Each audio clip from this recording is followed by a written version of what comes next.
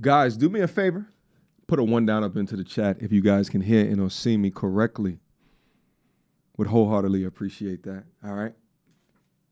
As you guys come into the building, do me a favor as well. Hit up on that like button to ensure that as many people as possible can hit on that algorithm. Didn't want to go live today. Didn't expect to go live today. But after taking a look at the reactions at the two videos that I just recently created into the Raja Jackson situation, Rampage Jackson's son, I thought it would be appropriate to get up on here to have a conversation in order to deep dive, in order to talk about it, right? I want to put a link down up in the comment box pinned to the top of the chat, right? Because I want to hear from you guys as well.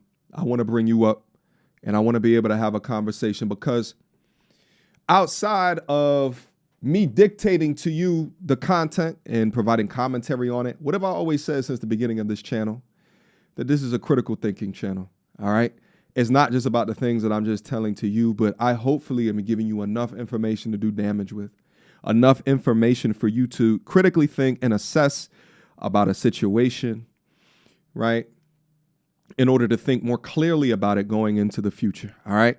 And I'm not the one also here to say that I get things right 100% of the time, that my takes are 100% the majority of the takes. We all gonna have different thought, feelings, opinions, ideologies, and reactions to the situation. So I wanted to bring you guys up on here so we can have a conversation. I'm gonna hit you guys with some questions as well in order to steer the conversation, right? But I wanna be able to discuss it, if not debate it, all right?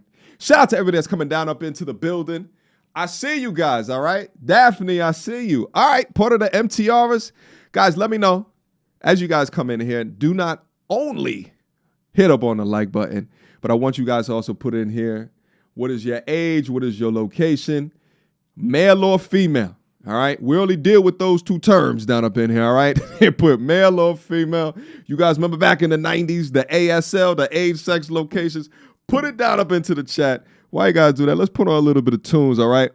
Because this is actually this is such a crazy conversation. This is such an odd conversation. And I said this in my first video. I said that this is one of those situations where something bad will happen and we'll just see the bad that will happen. The biggest difference with this conversation is that we see what happened before.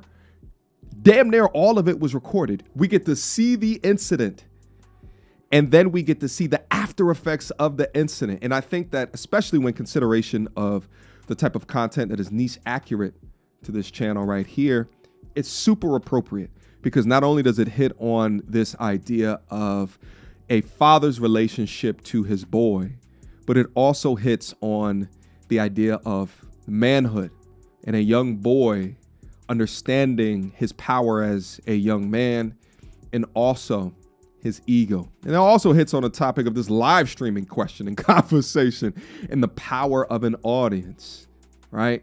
The video that I just recently uploaded, the young man said the one who pulled Raja off of Psycho Stu, he said, if you're a man that's controlled by others or your audience, then you are not a man. I thought that was a very powerful statement. Very powerful statement.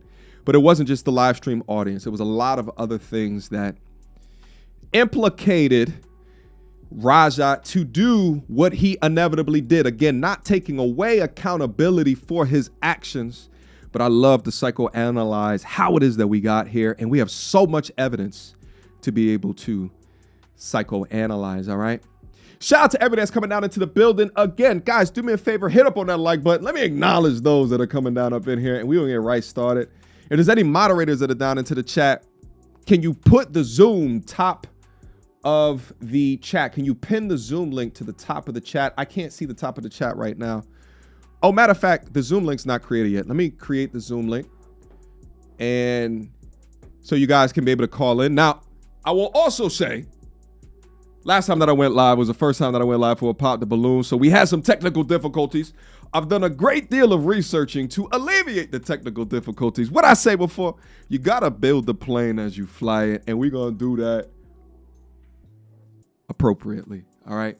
So So shout out to you guys for coming through, showing patience to the platform as we create, as we fly. All right. One of the things is I had a Zoom link last time and I didn't know how to invite people into the chat room. So we gonna figure it out today. All right, here goes the link to the Zoom. Let me see, can I pin this to the top? I can't pin this to the top myself. And one of the moderators, hopefully you guys are down up in there. If one of the moderators can pin that to the top, would be greatly appreciated. But that's your call-in link to be able to call in, all right? But let's talk about it, all right? You see the title of the video, did he go too far? Let's have a conversation. Shout out to Paul Rogers, who says, let me see if I can bring this up on the screen. Can I bring chat? Yeah. He says, did he go too far? Is smoking bad for you? Listen, Mr. Rogers, all right? You wouldn't believe, right? Because this is not my thought. I think obviously he went too far. You wouldn't believe the amount of people that are down up in my comment section saying that Stu got what he deserved. And listen, at the end of the day, I want to hear from those people, all right? I want to hear your thoughts. And I want to hear why that you think that, right? We could have a difference of opinion, but we can talk about these things to see whose thoughts or whose opinions equals better outcomes or better results in life. Because that's what we talk about here on this channel is the results or the outcomes. All right. It's a very unfortunate situation. It says it's just Droid. But shout out to everybody. Guys, again, click like button on the video. Let me ensure that it's pinned to the top of the chat. Okay, looks like the Zoom link is already pinned to the top of the chat. So guys, call in. I'm gonna go over some updates in regards to the whole thing, and then I'm gonna bring up whoever wants to have a conversation with me. Shout out to the super chats that are coming through. Let me acknowledge. Shout out to Mason with a $5 super chat. Raja needs to go to prison and should be forced to pay damages to that man and his family. I don't care who he is. That behavior cannot be tolerated. And when I tell you, we haven't seen the beginning of what this entire thing is.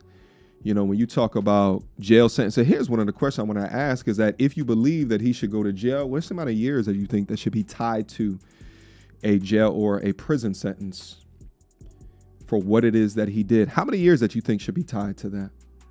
All right. How many years? I think that it's important. Right. I got some people saying, you know, it should be a couple of months to a couple of years. And I got other people saying it should be 40 damn years. And they're saying that because they're likening it to attempted murder, which is odd, though, because we all know cases where people murder somebody and they only get like 10 years, 5 years for the murder. Now, the context of the situation is going to be different. And also who's actually saying this, because whether or not people want to admit it or not, there's a lot of race implications of what it is that's happening. To be honest with you, this entire situation, it kind of reminds me of the Carmelo Anthony situation and Austin Metcalf.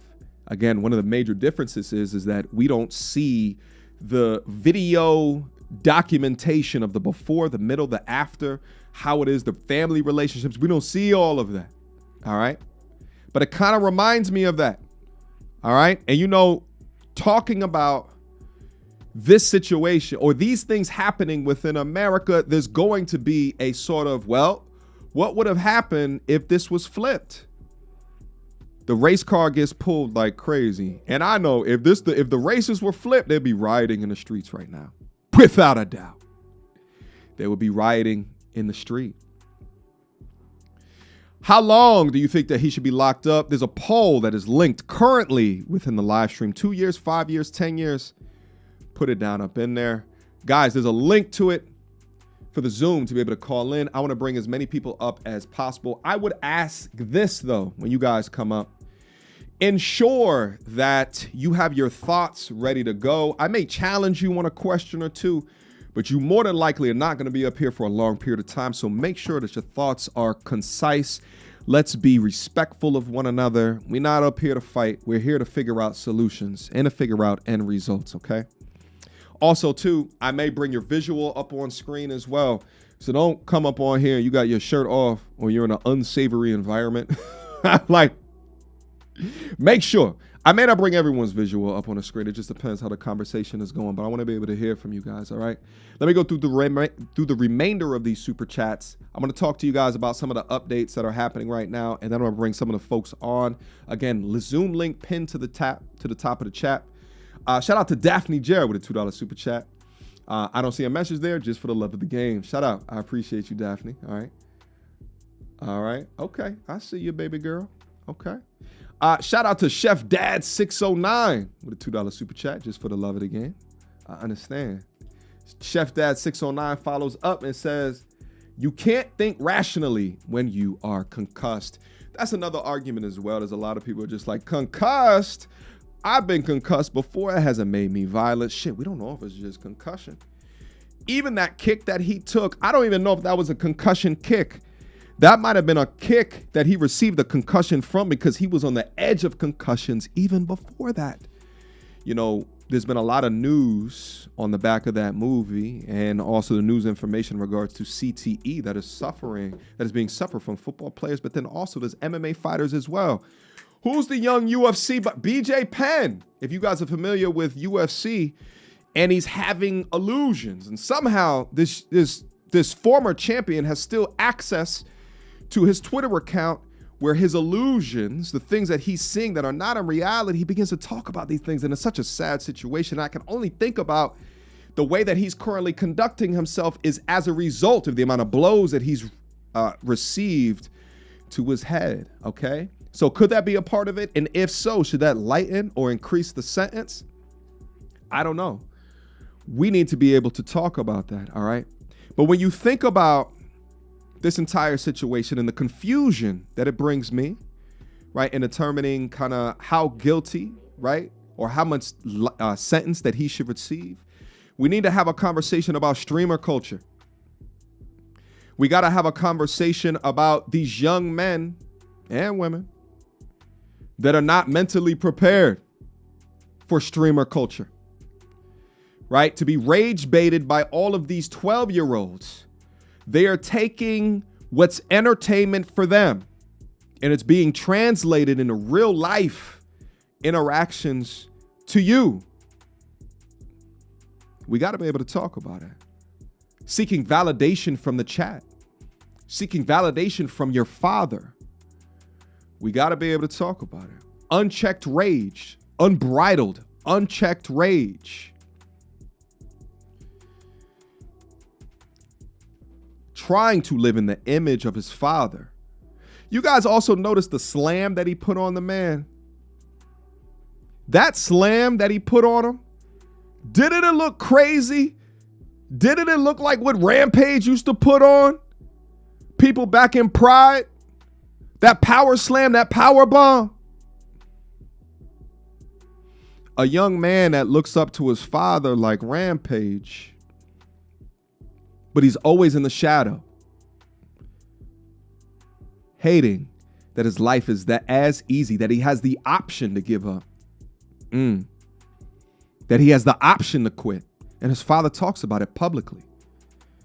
So not only do you have a father that has a friendship with a young boy, and let me also just say, I think that Rampage loves the shit out of his son, but Rampage is tough as a motherfucker. Like, Rampage is a different breed, but he sacrificed so much within his life that his son didn't have to fight, but his son wants to fight.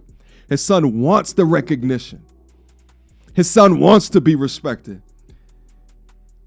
And his father slips over gay jokes to him. His father was an animal. Prime Rampage, that was a scary bastard, you heard? Scary. But his son is not as scary. So this could have been an opportunity, and I think that he lost control within that opportunity to gain that respect. But we got to be able to talk about it, all right? Shout out to all the chats that are coming through. I see you guys debating down up in there. Apologies if I can't see all of the chats. I'll try to pull them up, some of them up, as I see them come through. It's a lot easier to see the super chats that come up as they do come up. I'm going to go through some of the quick updates. It looks as if the WWE has split ties. Let me bring this up on the screen. Let's see if this works, baby. Okay. You guys may not notice, but I love on Windows how you could snap the screen. You can't do that on Mac. But your boy figured out a way. Hello. Bang. Oh, we good. Matter of fact, let me go on this view right here. Let me make this a little bit bigger.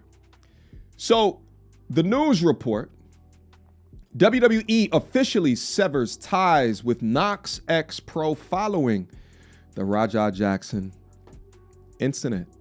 Okay.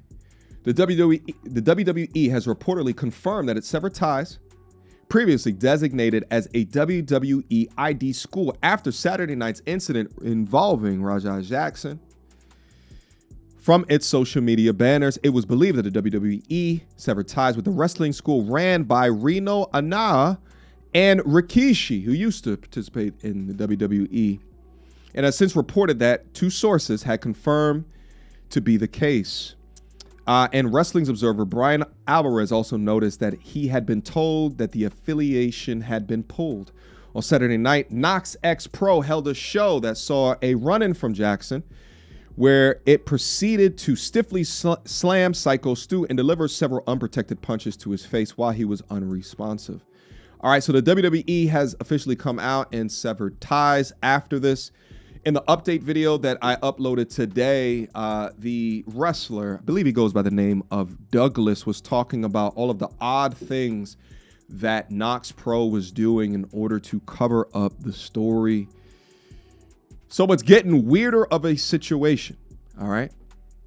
I'm taking a look down at the survey right now, and it's saying that most of you, 40% of you guys are saying that he should get 10 years. 30% is saying 5 years. Another 30% of you guys are saying that it should be 10 years. All right. We're going to talk about it as we bring folks up in through the Zoom. All right. In other news as well, I'm also hearing that Rampage Jackson's kick account was taken down. All right. All right. Let me go through. Let me see if there's any last super chats, and let me bring folks up as well. Shout out to Dark Hyperion with the, oh, my bad. Dark Hyperion with the $5 super chat. Too far. He shook hands and then pulled that stunt. Yeah, that's one of the craziest things within this whole situation. It would have been a lot different, right? It's like so many different layers. It would have been a lot different if a shake never happened. And if he didn't agree to go into the ring, knowing that there was peace that I guess publicly was being made. It seems like Rajah had other thoughts behind, and I don't think that the majority of those thoughts came until he was rage baited by the live streamers, right? But there's so many different layers. And then the fact that he essentially apologized, Psycho Stu apologized 3 different times. And then we still had this outcome is crazy to me. Not blaming his pops, but he was the trigger. But personal responsibility, bro. Yeah. You know, and I see there's a couple of channels that keep on calling him a child. He's not a child. He's 25 damn years old. The same way when I get up on here and I talk about the women that act like they're children, right, for the things that they're saying. And I say, no, you're 25. You're an adult. He's 25 and should be handled as an adult. All right. Oh.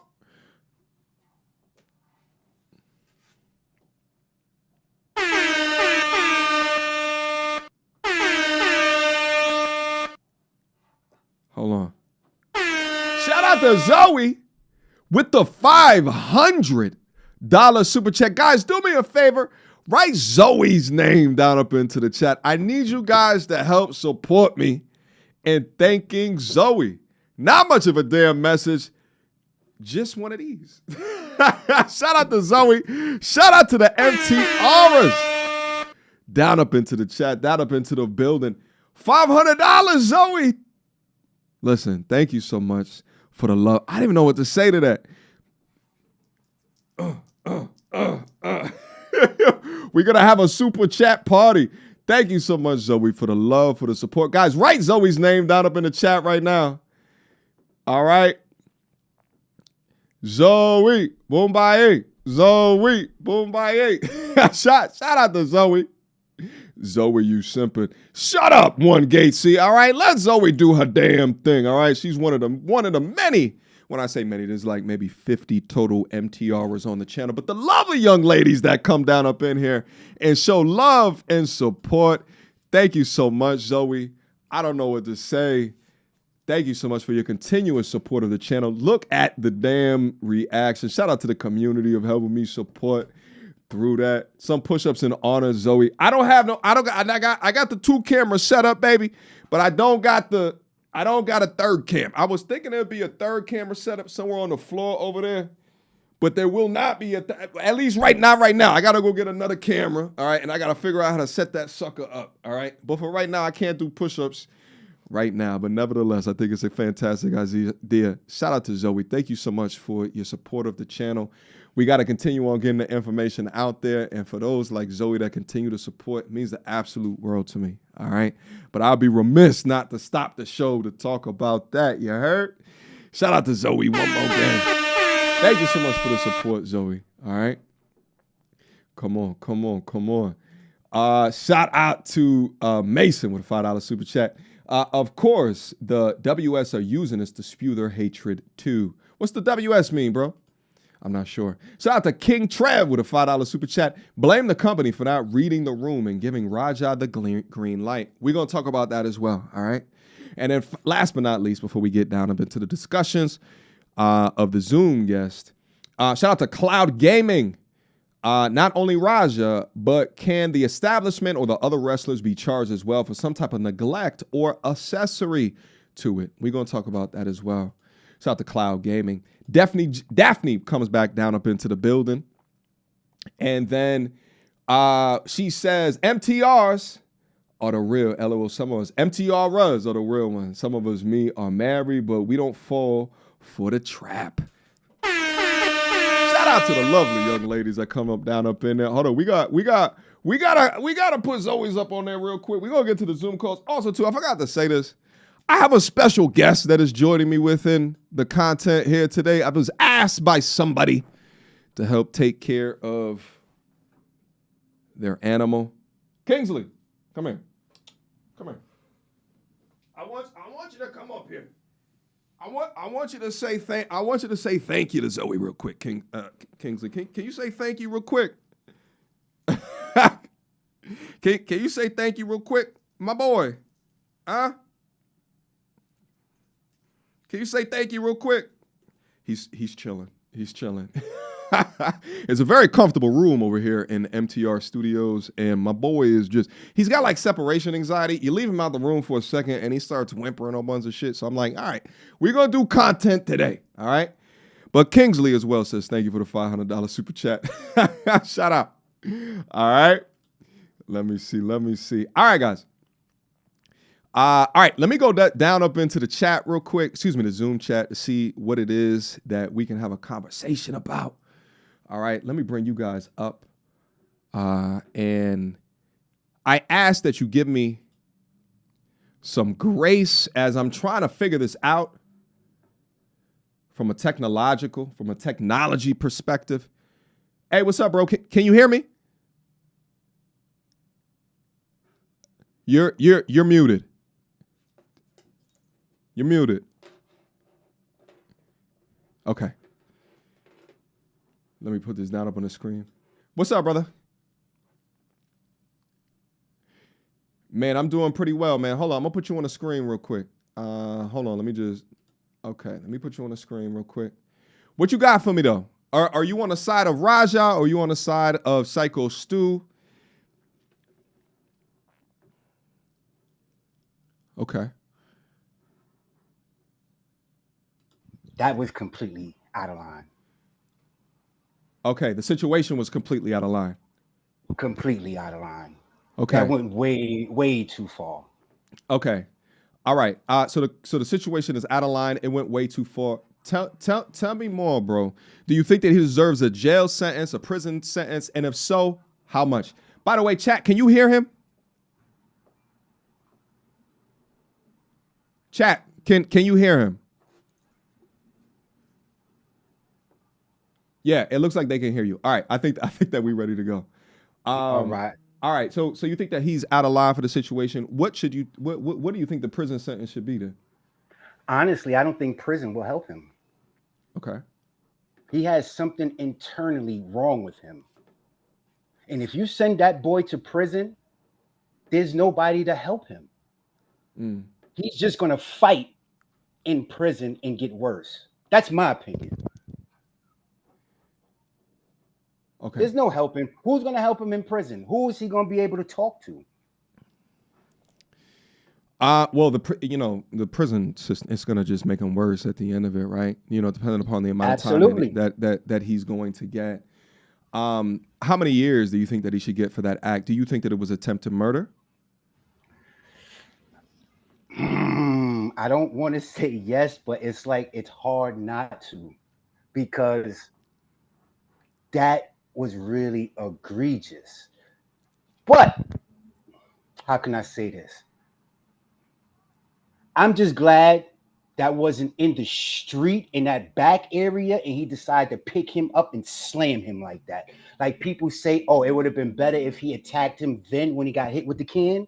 Mm-hmm. Had he did that move in that yard, he possibly would have killed that man. Yeah, and this is a whole different conversation. I mean, I think he would have killed him if the guy didn't come in and stop him. It was clear that there was nobody that was in there that was attuned or adept enough to understand the violence of certain situations, and that wasn't a work. That Stu was out cold, and nobody there was either willing to stop him or had the capability to stop him until the one dude, I believe his name is Douglas, came into the ring and stopped him.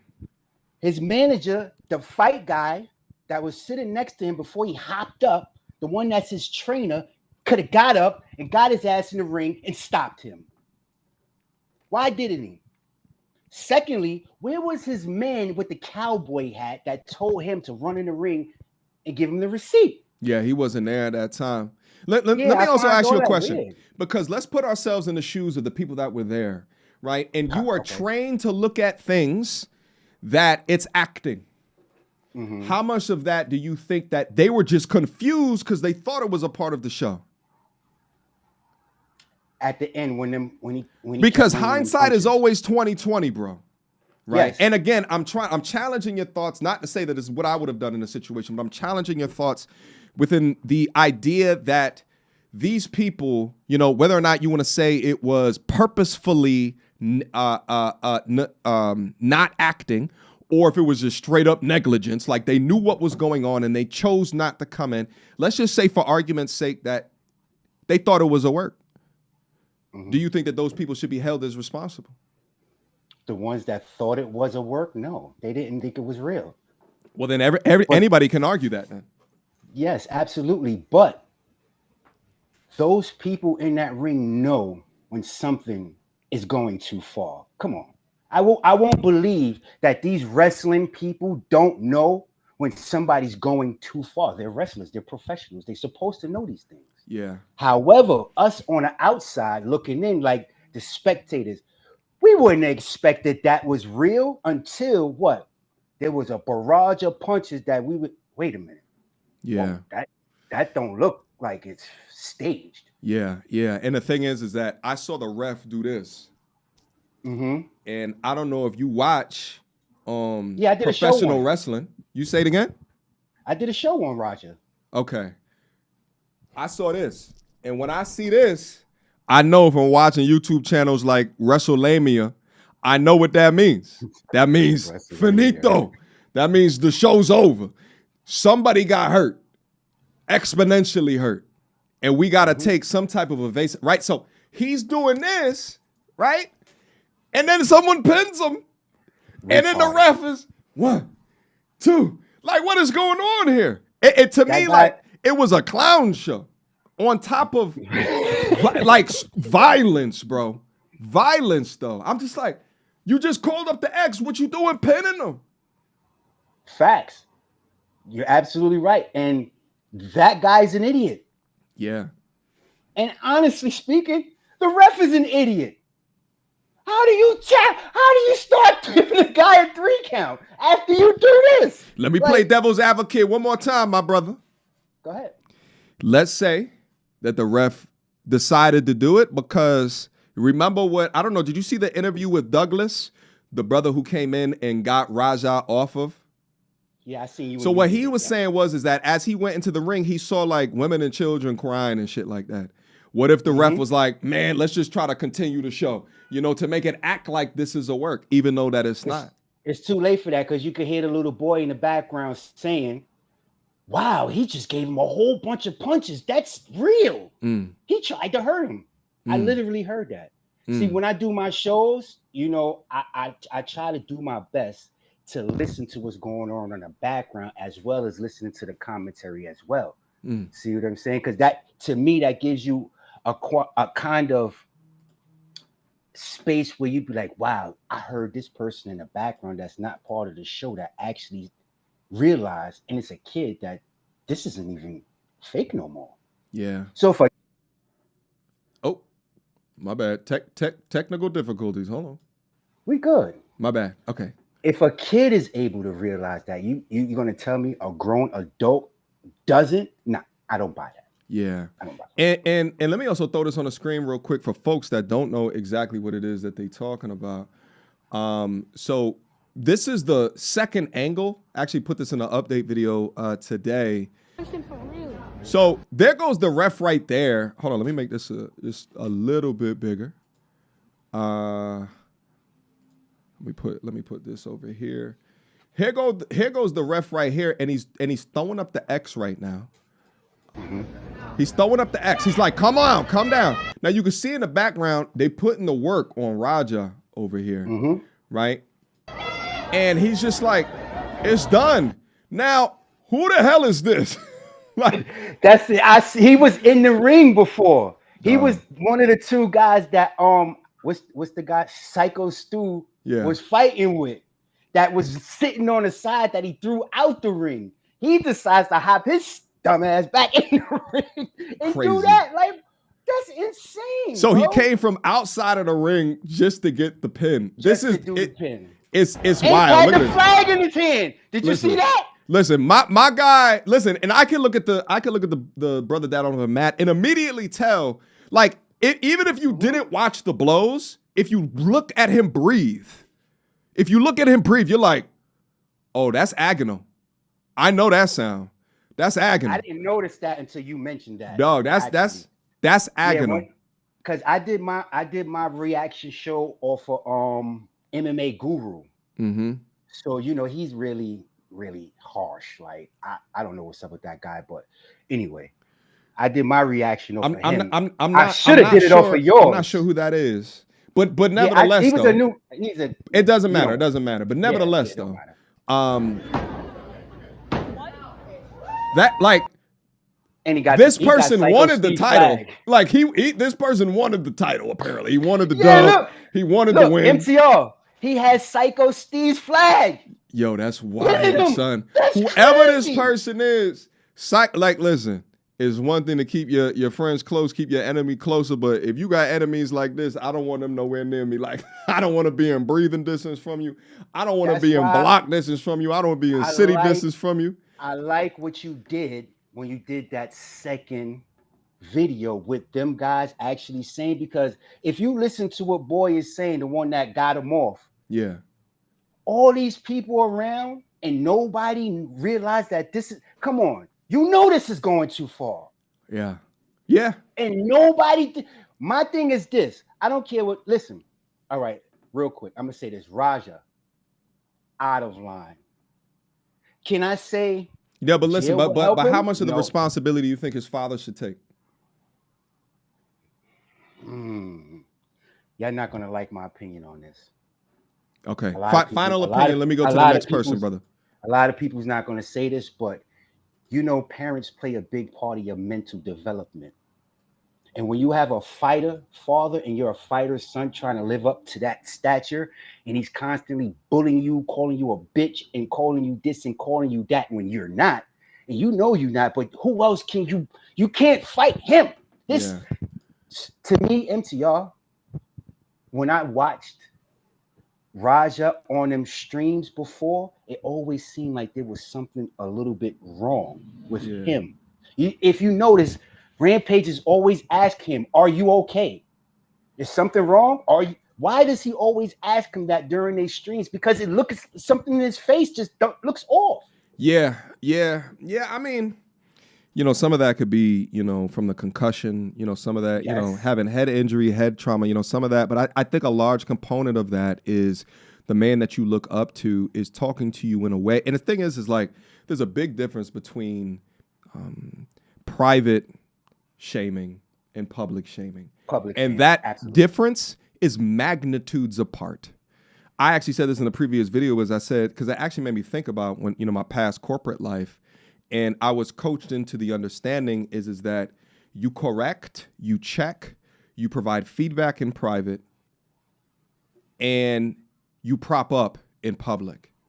Because nobody wants to be embarrassed in public. But not only was that embarrassment, a public embarrassment from the other live streamers, but then also public embarrassment from his father saying gay jokes, which you already know that his chat is they're going to take that information and provide more entertainment to themselves with And that. he ain't mentally strong to withstand none of this. He's definitely not. He's not as strong as his father, and not mentally, absolutely not. Yeah. Physically, maybe. Mentally, no, not physically either. At 25, You don't Rampage. think so? No. Oh, at no, 25, Rampage was a monster incarnate. Anyway, listen, my brother. Let me go on to the next person. But thank you so much for sharing your thoughts. All right. You already know that, man. I'm just mad Yes, I ain't sir. had my setup ready so I could have recorded. Hey, all this listen, it is all good, my brother. We'll see if we're gonna post this live later. But thank you, man. All right, let me get the next person down up in here. And I know you guys are sending me. Oh, hold up. Let me try to bring this up on the screen real quick. Let me see what this is.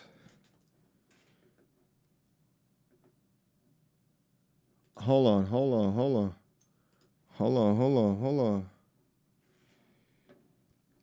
Raja Jackson and his father, Rampage Jackson, addressed the situation on the live stream, where Raja, rather than apologizing, blamed the cameraman for continuing to film the incident instead of ending the broadcast.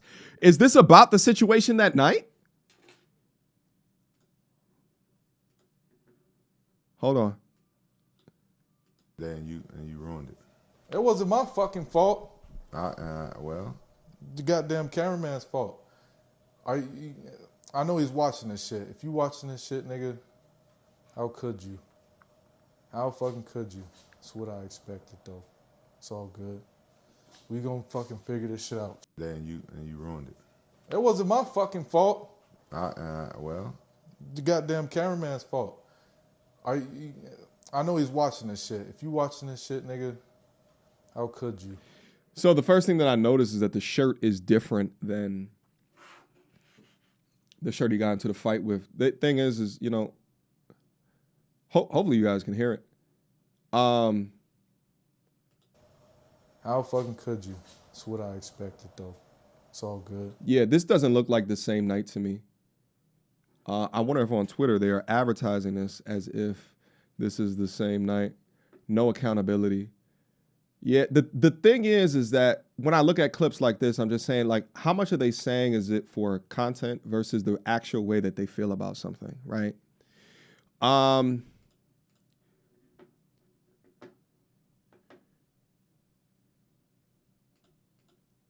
We also have Mark Henry.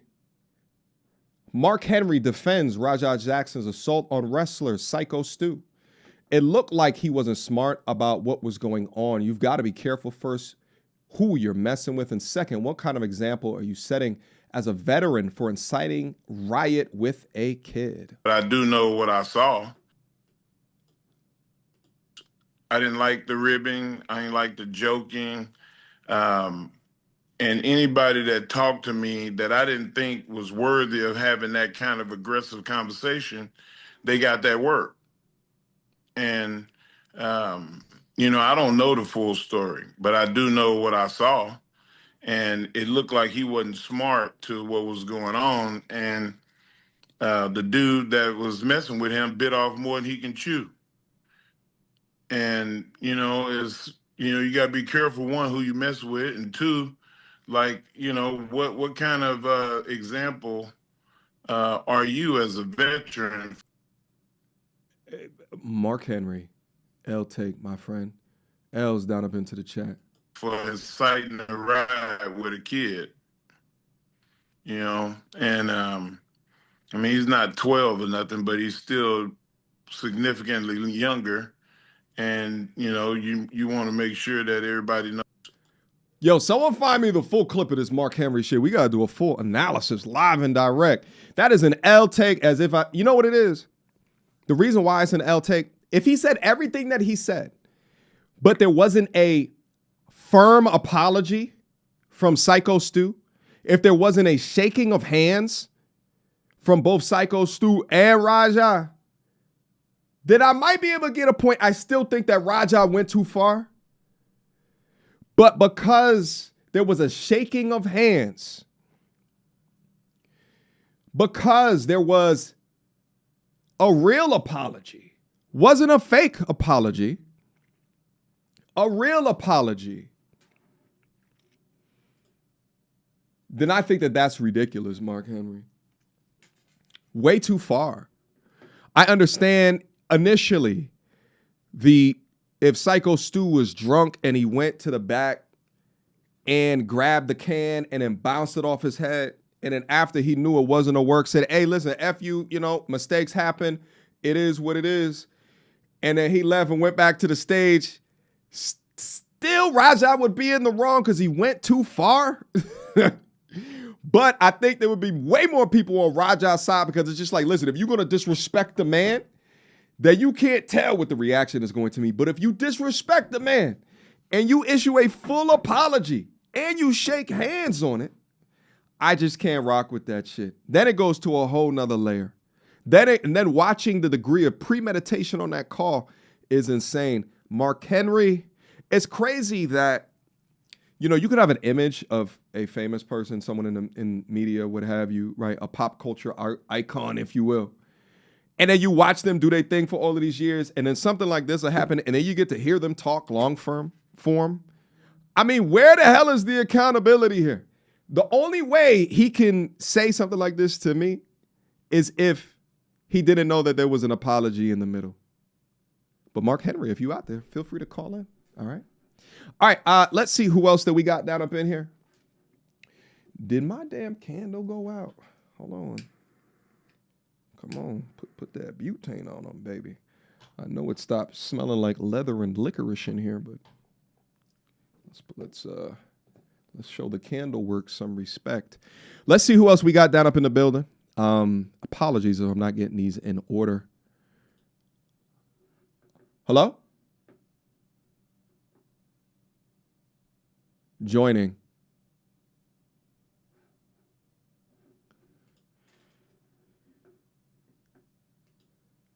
I don't know if this person is in here. Oh, hello?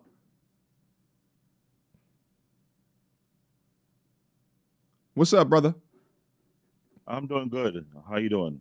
Man, I'm doing exquisite, man. How long you been looking at the stream, brother? I don't know how to say it. I watched the original video, and I saw this. You say you're coming on live. I need to come and see this, because as a fan of MMA and a fan of wrestling, there are too many issues in this scenario.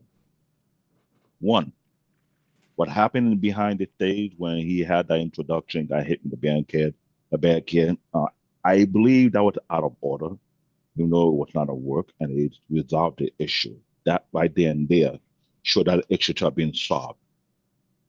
There should be no more conflict. There should be no one complication whatsoever. That should be right ending there. But seeing the clip whereby he was at the ringside, live on his phone, going back and forth with his audience, talk about he going to go in the ring and supposedly do a shoot. The first thing came to my mind is that if it was AEW or NXT or TNA Wrestling or Ring of Honor, that would never go that far. A lot of wrestlers would have So done so him you're dirty. saying that they would have stopped it ahead of time because of the conflict that happened previous. They may have stopped it, but it would have had one on standby just in case they get out of hand. Okay, yeah, Well, they because had no that's a- one on standby. The problem is that a bottomy is first. That was a wrestling school. That is tied to Rikishi. There's a promotion that's going on in WWE where a lot of these wrestling schools are under the WWE ID program. If that school was on that program and they see in this video, they'll get removed just because of that. Yeah. That is one. Two, they want to distance themselves from the school.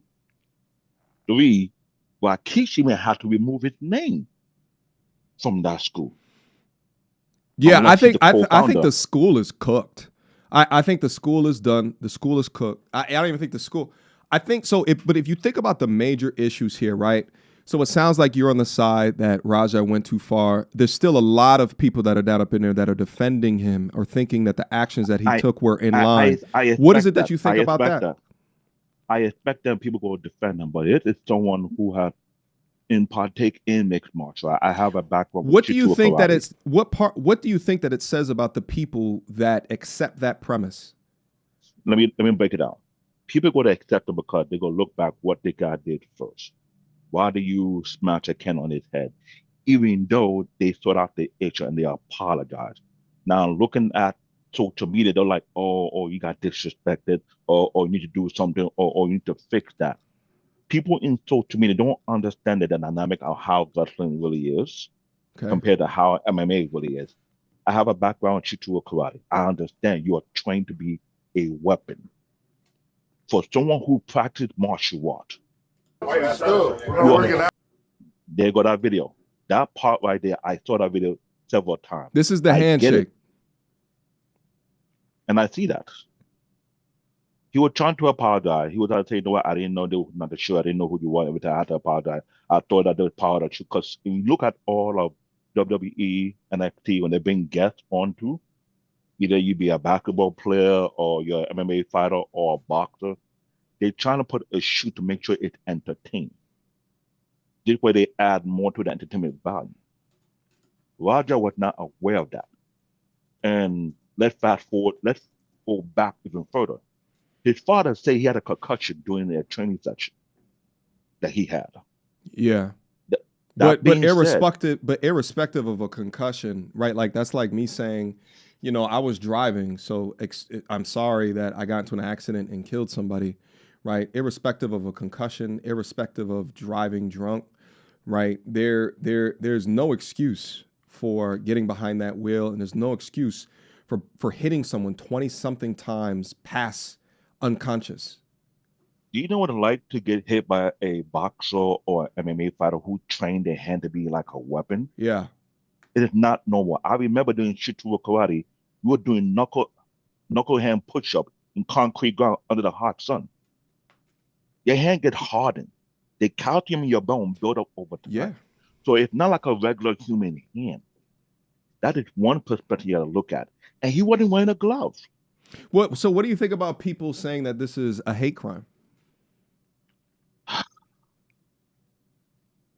It cannot be a hate crime because the dynamic behind it is very conflicting because it's not a hate crime. That's number one. But do you think that if the races were switched, if it was a white Raja and a black Psycho Stu, do you think it'd be determined to be a hate crime? That is a very good question. Uh-oh. Either- We got That's a very some good question. confliction here. But my thing is, I can't call it a hate crime either way because the dynamic of how it's set up to be. Yeah, MMA fighter who had a concussion should have never been there to begin with. Wasn't told that they are recording. They thought there could be a shoot because when they saw a camera, they think the camera's under their jurisdiction, the wrestling promotion, not under Raja promotion. Yeah. Well, to be honest, I think that it's interesting that you paused on that because I think unequivocally, no, this is not a hate crime at all. Race did not play a part in this, at least what we can see visually or auditorily at all. There was no type of black this, white that. That wasn't in it that's what I at was looking all. at. So I And don't I think point out that at the that should be a camera. consideration at all. But you already know that because of the issues that are currently going on, within America. I said previously in the stream, this kind of reminds me of the Carmelo Anthony situation, Austin Metcalf situation. We just have the content to see what it is that's actually happening. Nevertheless, thing is- though, I think people even confused of whether or not this is a hate crime or not, I think speaks to some of that issue. When it's white on black, no hate crime. When it's black on white, right? Like when it's vice versa, then it's like, well, it could be, which I think is an interesting dynamic. But here's the problem. Final thought, and let me go on to the next person. Let me hear Okay, you. here the thing. If people have been watching wrestling, they will realize that a lot of sports celebrities that popped up at wrestling events. Either be a basketball player, baseball player, soccer player, boxer, or MMA fighter. And sometimes no one paid attention to who's holding the camera. That's why the guy who hit the can on Raja thought it was a shoot. So you got to look at it in that perspective. I watch WWE, I watch AEW, I watch other wrestling promotions. Whenever a celebrity, when different jobbers come in, it's all part of the entertainment value. But no one paid attention to who the cameraman holding, who the person behind the scene. So maybe the guy thought that he part of the promotion itself. So when he did that, it may be part of the entertainment value, but it's not. Okay. That's why I say what Raja went through, it is wrong, but at the same time, it will put a huge question mark going forward to any wrestling promotion Okay. if something like this will ever happen again. Okay. All right. Well, thanks for joining the stream. I appreciate your thoughts, my brother. All right. Anytime. Yes, sir. All right. It seems as though my ability to have people come up on the stream is, seems like it's going all right. Shout out to building the plane as we fly it, baby. We got people that have been there saying Raja is a hero. Okay. Fair enough. Come up on here and share some of your thoughts. All right. Let me see. I'm omitting some other people. Let me acknowledge some of the super chats as well. Just to make sure that I'm showing respect to those that show respect to me. Shout out to, damn, we got a bunch of super chats. I missed them. I apologize, guys. Of course, let me put on some. Let me see. Of course, the WS are using this to spew their hatred too. I think I read that before. Shout out to King Trev. I blame the company for not reading the room and giving Raja the green light. Shout out to Cloud Gaming. Not only Raja, but can the establishment with other wrestlers be charged as well for some type of neglect or accessory? Let me see. Oh, I read a couple of those before. I apologize. Zoe came back again with the $100 super chat. Zoe! Shout out to Zoe. One for Kingsley. But don't stop the show again. All right. Shout out to Zoe. Appreciate the support and the love as per usual for supporting. That's the type of support. That's the type of love that we get down up on here. Welcome to the stream, by the way, if it's your first time down up in here. All right, I'm trying to get back into a streaming cadence, however best that we can do that, all right? So I appreciate you guys for coming through. Shout out to Nasty. Damn, Nasty Stu came in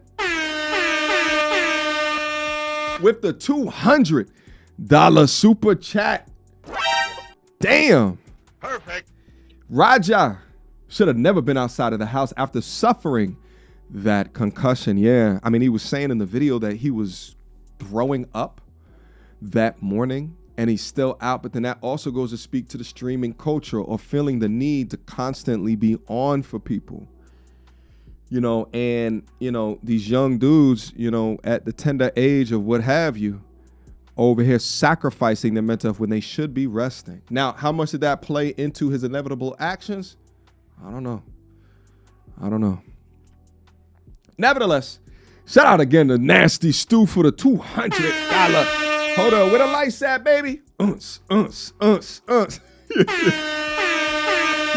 Shout out to Nasty Stu. Shout out to the MT Army, always coming through, showing love, support, as well as respect down up in there. Guys, if you guys want to come in and talk to the situation, I implore that you do. There's going to be a link pinned to the top of the chat where you can be able to join the Zoom to have a conversation. All it is that I ask, I want to see a camera for you guys. I also want you to have your thoughts prepared and ready to go based on the questions that I'm asking. Thank you so much, Nasty Stu, for the $200 donation and show of support. All right. Shout out to I Am Maximum Stupid with a $10 super chat. Traditionally, wrestlers, especially the old school guys, read everything from the ref to the boys, would have stomped out Raj. They even said he was still too hot. To push for the spot. Negligence. All right. Shout out to BB with a $10 super chat. Facts, regardless, Raj is accountable for his actions. Now, as an adult, Stu is suffering. May he heal well. We got to be able to talk about the implications of a father acting like a friend in the way that Rampage does. I mean, I know we talked about it within the videos that I uploaded earlier, but I want to hear some more of you guys' thoughts in regards to it. All right, looks like we got another caller calling in. Hey, can you hear me, bro? Ask to unmute. Unmute yourself. Can you hear me? Loud and clear, bro. What you got for me? All right. So basically, to answer your question, yes, he did go too far, especially when it's an MMA fighter going against a wrestler, and there being 27 plus connecting strikes to the head. It was a very clear understanding that he did go way too far. He did, yes, have a can smashed over his head, but you got to understand that in wrestling, he's playing his character, and he did not know Raja in that sense, and he did not know what was going on. He thought it was like part of the show or something that like he just did not understand. And then you see the apology video. They shake hands. People still calling him a bitch in the chat or whatever. And then I don't know if you've seen another clip, but right before the situation happened, his father calls him. He's like, I heard you wrestling around or getting swung around by some dudes with their shirts off and they tights or whatever. And Roger's like, what are you talking about? Like, and it's the same thing, like not only his dad, but chat baiting him into doing something terribly worse. Because even after that apology, they come to him and say, hey, you know what? We could start a storyline. We can make this right. You can go in, get a free hit. Some of the guys are going to pull you off. Sorry, excuse me. Some of the guys are going to pull you off, and then boom, that can be a scene. Right before that, too, he's sitting down right at the ring. You can hear him say, oh, they said I could hit him once. Nah, I'm going to hit him as many times as I possibly can. Clearly saying. And nobody was watching the stream. Well, it still was recorded. It still was filmed. It still just out there. And it's like, that's too far. Yes, it was taken extremely too far. Yes, you ask me. So can you see the stream as well? Yes. So I'm gonna take a look at this clip right here. This was just sent to me. Shout out to the NT Army. Rampage gave a fan a life lesson for tapping him on the back while checking out. Let's take a look at this. Yeah, I've seen this clip. I can't pay with this thing? No. No, I don't, Don. Bro, do you tap people on the back like that? Sorry, bro, that's rude as fuck, bro. Did he tap him on the back? I would assume. No, I don't, Don. But I also don't hear him say excuse me like that. That's one thing I would say. Bro, that's rude as fuck, bro. Nobody like Dog, that's rude as fuck. Yo. Yeah, let me just put my foot down right here. If y'all see me out in public, don't touch me. You know what I'm saying? If you walk up to me, you recognize me, say what up. You know what I'm saying? I'll dap you up. But it is not normal to be out in the supermarket and people are touching you, bro. And this also talks to some of the parasocial relationship, right? Like, I don't know, like always in the back of my mind, I'm always thinking about my surroundings, right? And I understand like people might recognize me from this, but just walking up behind someone and touching them, and not only you doing that to a trained killer, this is crazy disrespectful. Yeah, this is an odd layer of delusion right here. We don't know you. We don't know if you coming up on here to say what up or do me great bodily and physical harm. So let's get that out the way to begin with, baby. Don't come up and touch people. This is odd work. No, that is very acceptable. Yeah. You can definitely just say hi or say excuse me. And that's the thing is that when I see these X videos that are coming up here in an attempt to like try to understand the situation and possibly discredit people, that's why it's good to be able to talk about these things, because I don't think that this shit is normal. Bro, do you tap people on the back like that? Sorry, Bro, that's rude as fuck, bro. so sorry. Nobody like that. Turn around. Come here. Turn around. How you like that? I'm so sorry. Think about it. How you like that? No, I just grew up watching your fights. So you come tap people on the back like that? Nah, dude. Are you serious? Are you serious though, bro? I'm so sorry. I just want no. Come on, come closer. That's a social experiment. Did you like that? No, not really. So why you do it to me? I just wanted to grab your attention, that's all. You can say my name, bro. I got ears, bro. Yeah, sorry. Rampage Don't is right. A grown man on his Yeah, back so like I was saying, What's your yeah, name? he could have just said Nathan. excuse How old are me you? to get his I'm attention. 21. I just turned 21. Goddamn, you old enough to get your ass kicked. Yeah, sorry. I just grew up watching your fights.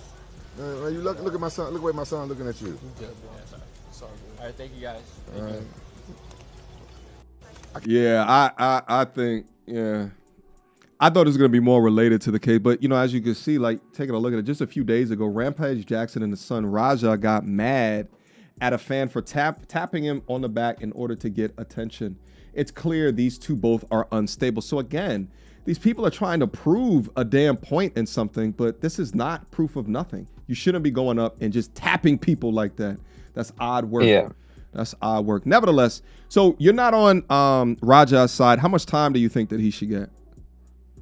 Oh, well, I'm not gonna lie, probably like 5, maybe 10 years of assault, especially with how unstable he is with the concussion.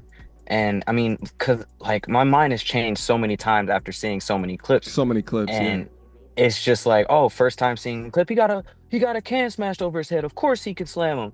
And then you see the apology video. Yeah. And then you see the video where he's like, oh, they say like, oh, you can have a storyline. Oh, I can get a free hit in to make things right after he already apologized. And you clearly on film say, no, I'm not gonna do that. I'm gonna hit him as many times as I fucking can. Oh, sorry about swearing. As many times as I can.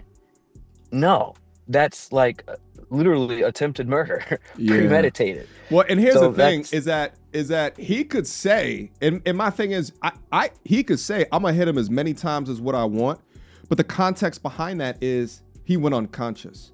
Because if he's saying I'm gonna hit him as many times as I want, but the guy's hitting back, the guy's punching back, then that's way more fair game. But it's the fact that it's as many times as I want, but he's unconscious. He had 27 plus connecting strikes to the head. That is way too much. And it's not just connecting; it's MMA fighter, trained fighter strikes Yes, to the head. that as well. This is not, you know, some dudes on the street that are fighting. Someone goes out, you keep hitting them, which is already a deadly enough of a situation. But you want to talk about someone who trains every day on striking people? Yes. And even the latest clip that you just showed me, again, like fully pushes the point. Like, yes, there is something wrong with this individual. After he spoke with his dad. And he was like, yeah, you messed up. And he was like, man, it's not even my fault. Blame the cameraman. What? That makes absolutely no sense. If you're supposed to be doing what your dad is supposed to be doing, you want to be a streamer like him and try to like not live in his shadow, but do some of the exact same things like him. Why are you? I don't know. You can't just blame but other I'm gonna play random devil's people for advocate. that. I'm gonna play devil's advocate because as a content creator, how much of what it is that they say and or do, it's for content. Now, that clip was way before the situation that just happened with Psycho Stu. That clip, I feel like that clip was for content. I'm not gonna lie. I didn't really believe that. Okay. But just Okay. All right. Well, thank you so much for calling in, my brother, and sharing your thoughts. I got a bunch of people that's not up in it. I want to talk about this, but thank you for coming through. All right. Yeah, I appreciate it. Thank you. Yes, sir. All right. Let's I'm trying to figure out the quickest way that I can be able to do this, baby. There we go. Guys, do me a favor. Throw a like on the video. Where's my ping button? I'm trying to relearn my new hotkeys. Throw a like on the video so as many people as possible can be notified about the stream, can come down, share some thoughts. We could talk about it. We can have these conversations, all right? Let me see who's done up in here. What's up, fam? You're muted. There you go.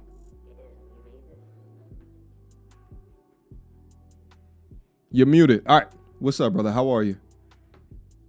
All right. How long you watched the entire stream so far, or at least a portion of it? You know what we're talking about. All right. So what's your current thoughts or position on the topic? Do you think that he deserves prison or jail time? And if so, how much? How much? How long? Like maybe lesser on the prison time, but more on the mental health side. He got to go somewhere like a mental institute, something. But yeah, he got to go away. I'll say 10 years. 10 years. 10 years. Yeah, like, you know, maybe 3 years in jail or something like that, and 7 years in the mental institute. But he got to go. He got to go. He's You know, yeah. I don't think that the brother is crazy. Yeah. I don't think that you legitimately think so. When you talk about mental institution, like these are people that, you know, you saw that story not too long ago when it's a picture of like a zombie looking black dude who was like being a pedophile and they caught him out on the streets. I don't know if you've seen that news story lately. People like that, I say mental institution without a doubt, right? But we got to draw the line. We got to delineate between true mental health, mental illness, right? Get him properly assessed, because I don't see a crazy person. I see young, deeply disturbed, and young, black, and ego-filled, right?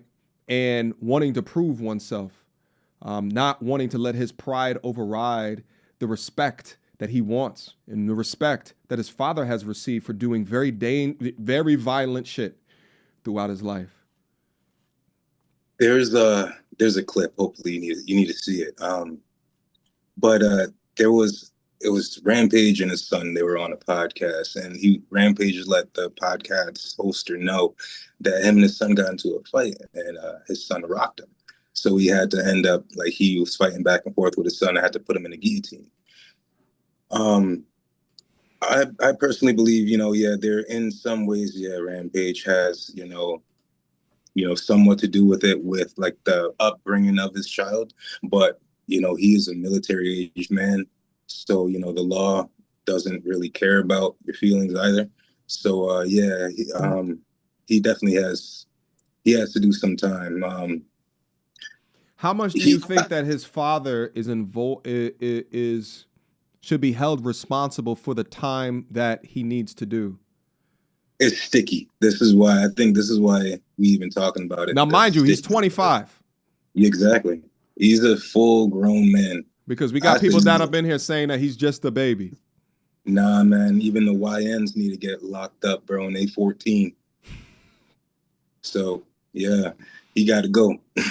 I would say definitely. I mean, he's the son of a trained killer, you know? So there is something there. He's the son of a trained killer. So, of course, he's going to be like somewhat of a trained killer. Maybe not professional, but he's, you know, it runs in his DNA. Especially as he was like, how Rampage said it himself. He already knew, like, he saved money up for his Japanese children to go to college, but he set money aside for his two others for bond because he already knew. So, you know, I would think, you know what? Let's deep dive on that real quick. You know, what does that say? You know, what does that say that, you know, his Japanese children, he got scholarships ready for them or tuition ready for them, but then his black sons, he got bail money ready for them.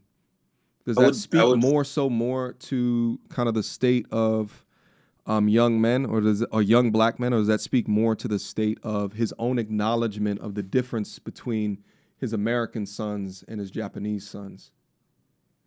I would say more. I would go less on the blame on, like, you know, the black culture part.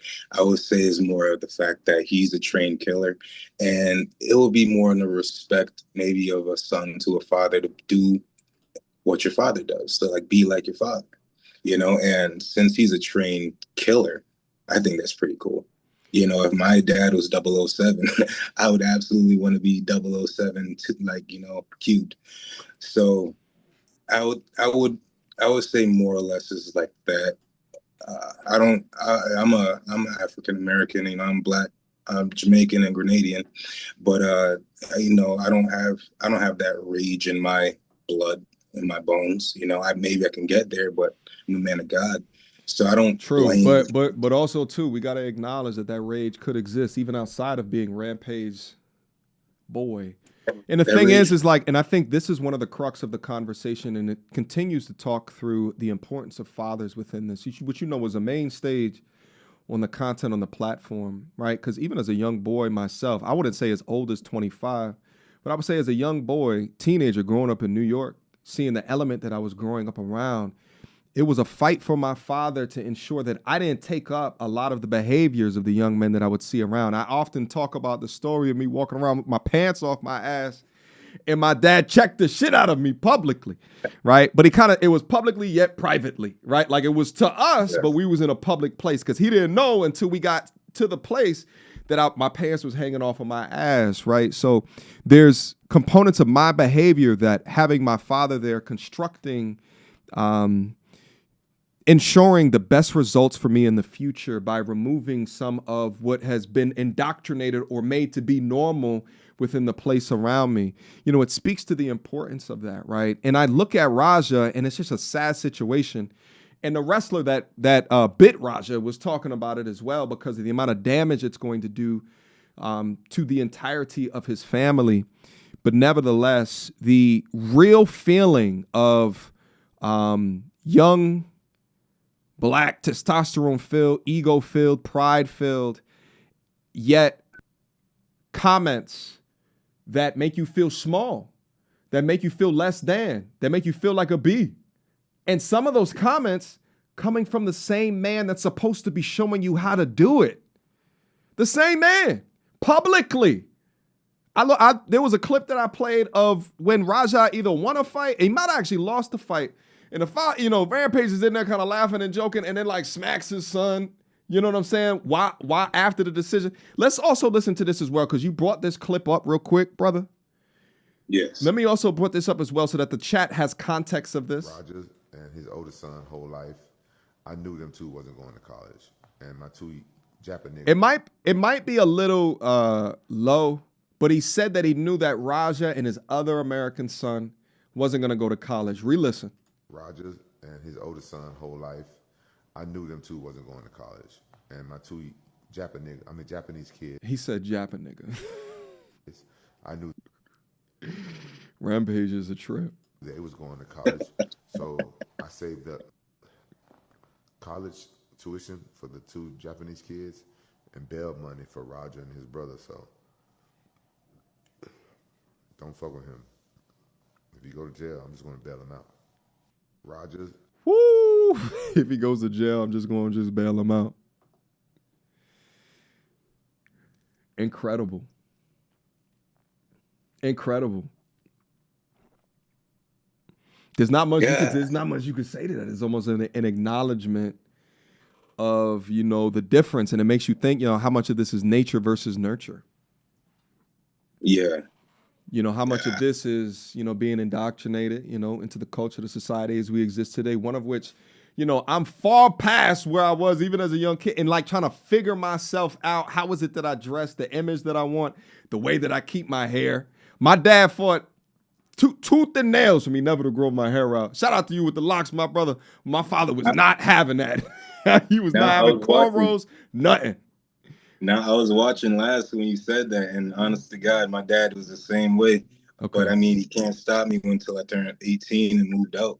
Yeah. So all right, I could do what I could want to do. I did the same thing. Shit, I got a photo. I was just looking at a photo of myself. It's crazy. Like, I got videos, like old videos from like high school, college and shit. In college, one of the first things I did is I got a tattoo, got my ears pierced, and I grew my hair out. And I started to wear cornrows. And I came back like after that first semester, and he was just looking at me. He was just like, so. But he held on to me for that time. But I went out there, I experienced myself. I got myself involved in different crowds or whatever have you, and I grew up since then. But always hearkening back to the things that he would say. There's no doubt on my mind of if Rampage loves his son, but there is a doubt in my mind in making private conversations public. So anyway, my brother, thank you so much for calling in. Let me try to get a couple of people's perspectives down up in there. Feel free to call back anytime, man. Thank you, man. I will. Yes, sir. 52 going. Yes, sir. Yes, sir. All right, let's see who else that we got down up in here. To have a conversation.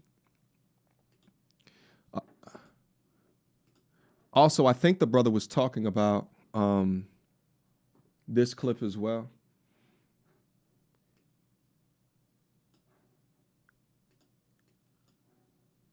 You see it right now. You 25 motherfucking years old, nigga. So don't look at me like that. Don't look at me like that.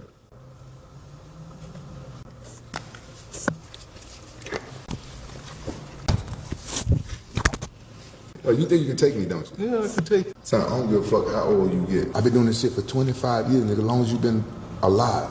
You ain't gonna never be able to take me.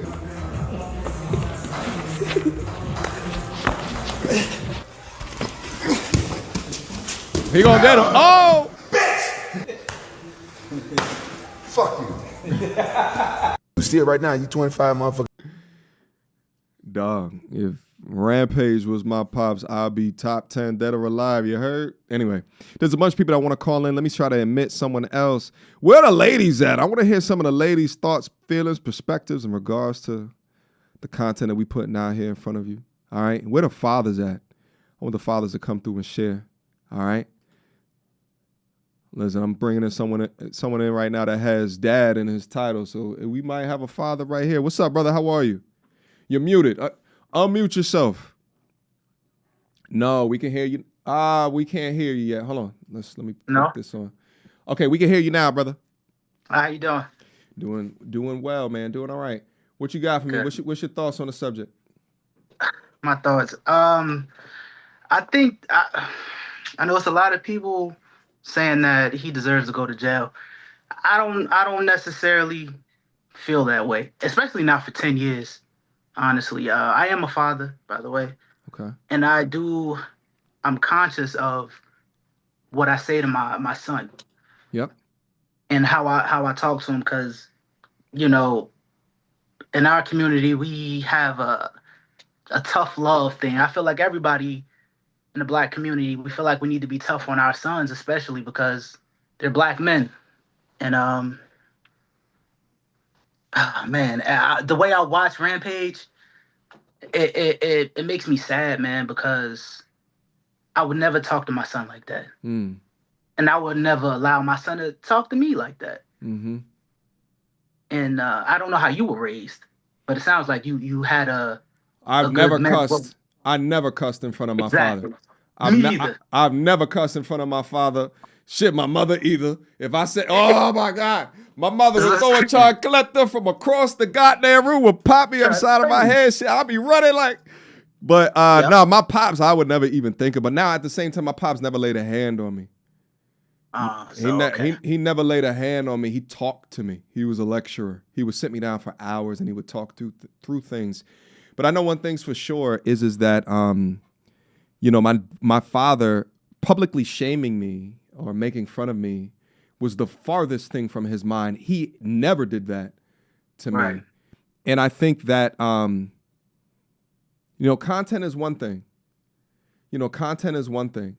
I don't see Raja signing off on this. I see him being I don't even know if victim is the right word. I think you might utilize the word victim because of the inevitable situation. But I don't know if a victim is the right word at the end of this, because he's an adult man and he can make his own damn decisions at the end of the day. And at what percentage is his father actually responsible?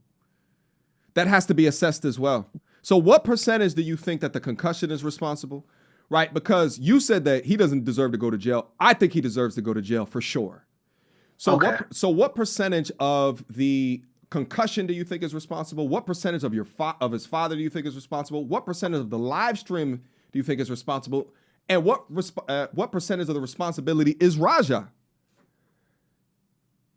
I would say 50 for the concussion. 50? 30, I would say, if not 40. Have you ever had a concussion?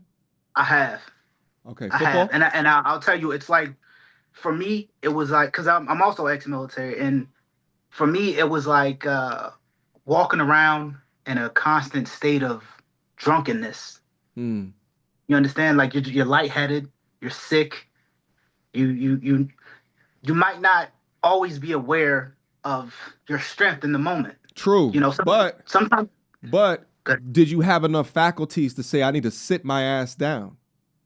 I did. Did you have enough faculties to say, I don't need to drive today? I was in Afghanistan, but yeah. But you knew either you sat in the passenger seat and let you know your co-captain drive, or you were able to make decisions enough. So I don't know if 50. I think 50% is too large, bro. Now to say that it has, I think that 50%. I think at least 50% is Raja. Him. You think 50 because is he's Raja? 25. He's not. He's not 17 and below. Do you understand the mental torment though? Like, okay, well, I would argue the fact that his dad might be 50%, because he got Raja, from what I understand, he got Raja from his mom. His mom abandoned him pretty much, and then his mom died. Right? Follow me, brother. His mom died. Then his father remarried. His father got divorced because his stepmom didn't want Raja in the house, and his dad wanted his son. Yep. Rampage constantly threw it up in interviews. He throws it up on the live stream. But he says it as a joke. But that kind of mental torment on a child. I understand he's 25, but I'm sure he's been saying that since the guy was a kid. You know, you're the reason my marriage fell. I'm gonna offer a point of contention so we can continue this conversation, because I think that this is fascinating. Okay. So every person that's committed a crime ever, they can blame it on either not having a father, not having a mother present, not getting the tutelage, not getting the understanding, not getting or understanding the results, not understanding masculinity, frame, stoicism, not attaching themselves to a YouTube, right? Like, at what point into adulthood is it your parents' issue versus as an adult identifying the situation that you are in, the toxicity that's in your environment, and being responsible for it? He's 25. He's 25. 50, I think, is large as shit for 25. If he almost killed a man at 16, 17, we might have a different conversation. But at almost 25, that 20-something, when you fight every day, you know how strong that you are. You know how powerful that your hands are. And you know after the first hit, let's say he slammed him on the ground, he didn't know that he was unconscious. We see that in UFC all of the time. They'll slam him on the ground, or they'll hit him and they'll follow up immediately. Let's say that he slammed him on the ground, didn't know that he was unconscious. Let's say that he then took a right and rained it down up in him, broke his orbital bone. I think he still would have been okay. But to go 20 more? Now I understand when you try to place back, like, how much of the blows that he was raining down was not really meant for Psycho Stu. They were actually meant for the way that his father deals with him, the way that the chat deals with him. Yeah. Whatever other insecurities that he has in not being strong, not being viewed as a man, not rolling within the likeness of his father. I don't think any of those blows were actually meant for Psycho Stu. Now, if that's what your argument is, I can rock with you there. But to say inevitably, as a grown-ass 25-year-old man, you make a decision that almost kills somebody, flat out, almost killed him, agonal breathing. With those hands, I can't do 50, bro. But anyway, if you want to add more evidence to prove that point, or if you want to change your position. No, because you kind of put it in perspective right there. Oh, man. I just know how it is to be concussed. Yeah. And I've wrestled. And so I do understand that you don't know your own. I understand that he's a trained fighter. Yeah. But you're concussed. You don't know how strong you are sometimes. You don't know how you might black out. I've blacked out. And I've walked around not knowing I had a concussion.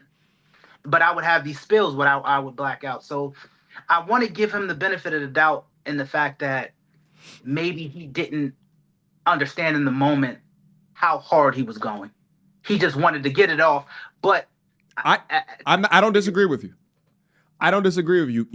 And a lot of people don't understand the extent of mental health issues or crises. Right. Or you can look at someone and they look healthy, but their mind is sick. And I acknowledge that. My issue with that is his response as he walked down that street. Yeah, he was having a breakdown. He was having a mental breakdown. But he acknowledged a few things there, which is not going to be good. He acknowledged that he didn't feel the can that Psycho Stu put on him in the beginning. He acknowledged that it didn't hurt. He acknowledged that his feelings were hurt. He also acknowledged, or he heard, that the guy was flatlined. What was his response? My bad. So it's not like he said, flatline, how? He said, my bad. Yeah. He didn't say, wait, flatline. So he might have blacked out in the moment in terms of emotional response, but he knew what he did. But you think he was in control, you think? So you think 10 years, though? Oh, I didn't say a time. What do you think? If you had to say? It's tough for me to say unless we hear more. I want to hear more information, but I'll give you my rough estimate. I think he's going to get, it depends on the amount of charges, but I think he's going to he's going to be sentenced to about, 3 to 5. He's going to be sentenced. 3 to 5. And I say that because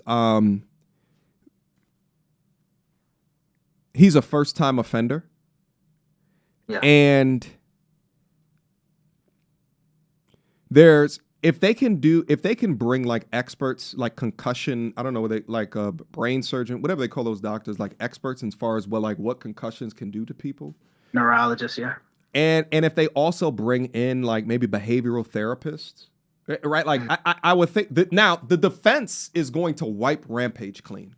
This is going to be millions of dollars, if not for civilly. Criminally for sure. Civilly, all of the people and all of the audience people that are down up in there, like I suffered some type of emotional neurologist. Thank you, whoever said in the chat. I suffered some type of emotional issue because I watched him almost kill a man. Things like that. I think that this is, and it sucks because as a father, and you could speak to this because I'm not a father. But you can speak to this. You invest into your children, hopefully so that they can not only be the image or the likeness of you, but that they'd be a better version of you.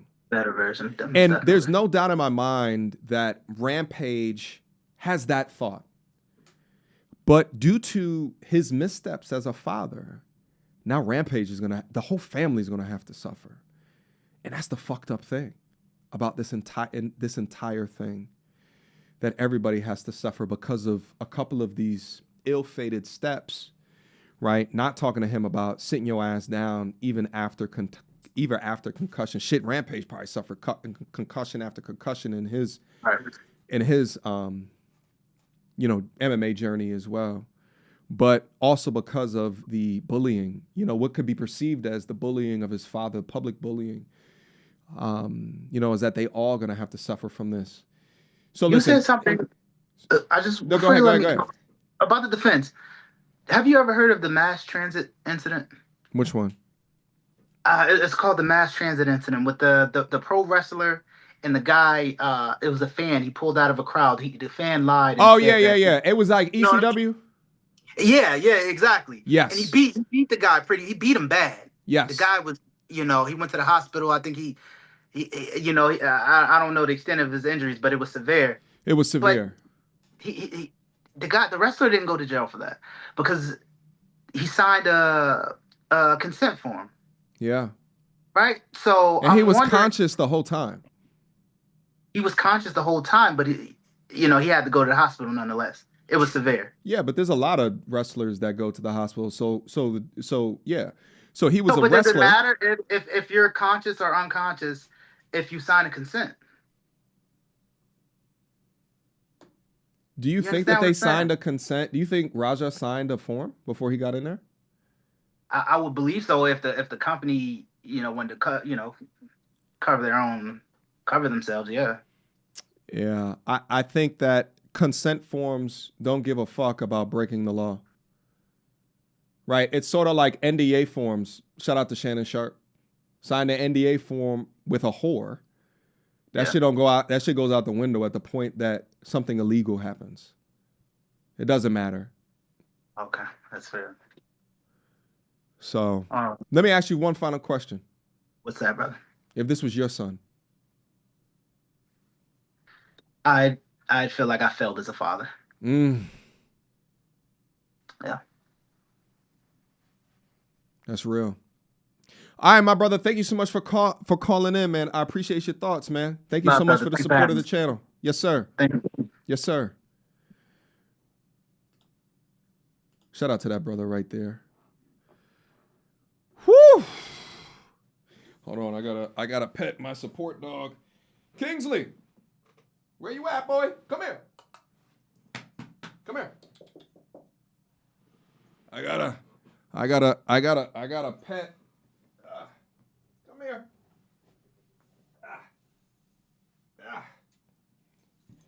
I need my support animal. I get stressed out in these conversations. Turn around, boy. Say hello. Say hello. Shout out to everybody that's coming down up into the chat. In case you're new here, I'm taking hold of a friend's dog for a couple of days. All right. He is now my support animal as I go through the content. All right. Shout out to everybody that's coming down up into the building. Shout out to all the super chats. Let me acknowledge some of these super chats. We got a ton of people that's back that want to share some thoughts in regards to the conversation. Let me just acknowledge those that have chosen to acknowledge me. And also, shout out to Zoe for being the sponsor of today's stream. She's $600 into the super chat game. Shout out to Zoe again for the love, the support, as well as the respect. And then also, shout out for the co-sponsor, Nasty Stew, with the $200 super chat. My guys, MT Army and MT Auras link up. Kingsley, say what up, baby? What, you tired? You tired? Let's keep going. Shout out to the super chats again. Let me acknowledge these, and we're going to get back into the Zoom chats. Damn, there's a lot that just came through. Apologies. Shout out to Zen Cooley with the $5 holla. What's getting me is people saying, well, he apologized. Like an apology is an automatic game changer when you disrespect someone and try to bully them. I want Zen to be able to call in, and let's have a discussion in regards to this, because I think that at the point of apology and at the point of shaking hands, wanting to break the same man's face, and especially after doing it when it's unconscious, that to me is above and beyond of a normal human interaction. Like, well above and beyond. But Zen, you should call in. Let me see if his name is down up in here. No, I don't see him. Zen, you call in. I want to talk to you. Shout out to the realist with a $2 holla. I see you making blue content, brother. Is that Blue Pill Sam? Blue Pill Sam, you need to call in. Shout out to BP. Man in the hospital, critically stable with serious injury. The justice system will decide the appropriate justice. Let's not blur the lines. Shout out. I appreciate the $10 super chat. Zen follows up. We are literally just saw a young black man get pushed to the edge, and we can't afford him the understanding that even school shooters receive. Zen, you call in, baby. We're going to bump you up to the line. All right. I want to hear from you. Shout out to the is this Blue Pill Sam? He do grown man things. He could do grown man time. Shout out to Lock Wen with a $5 holla. Great stream. I appreciate that. All right. Shout out to Joe with a $5 holla. Raja was a part of the show. Psycho Stu agreed. Therefore, liability falls on the promotion. No, I don't disagree with this. I do think that there is some. I don't know if you guys can hear that, but my support dog just stepped on my keyboard. Yeah, I agree with this, though. I do think that there's some liability here. That's why in the update video that I uploaded today, they were talking about how, from a business perspective, they want them not to talk at all. the other people that were involved in the school or the promotion. Shout out to Joe. I appreciate the $5 holla. Let's go back down up in here. Blue Pill, you call in. Raja, not a plant, grown man, nurture who? Shout out to All Knowing with a $2 holla. Any other way I can call in on mobile? Good question. I'm gonna say no at this current junction. I don't know how to really work Zoom like that. I believe there's a way to call in if you're on mobile. But if you're on mobile, you should just be able to click in the link, baby. All right. All right, let me go back up to the chats. Let me make sure I'm at the bottom of the chat. And let me offer the platform to other folks that's down up in here. All right. Admit. Unmute yourself, brother.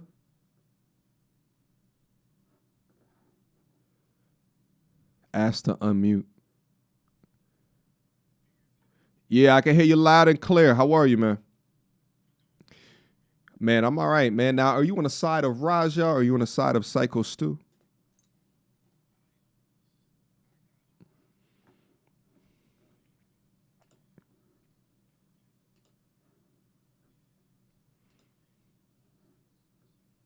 Okay.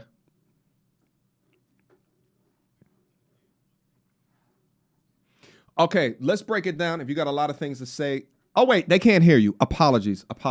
Let me get up on again. Building a plane as we fly it.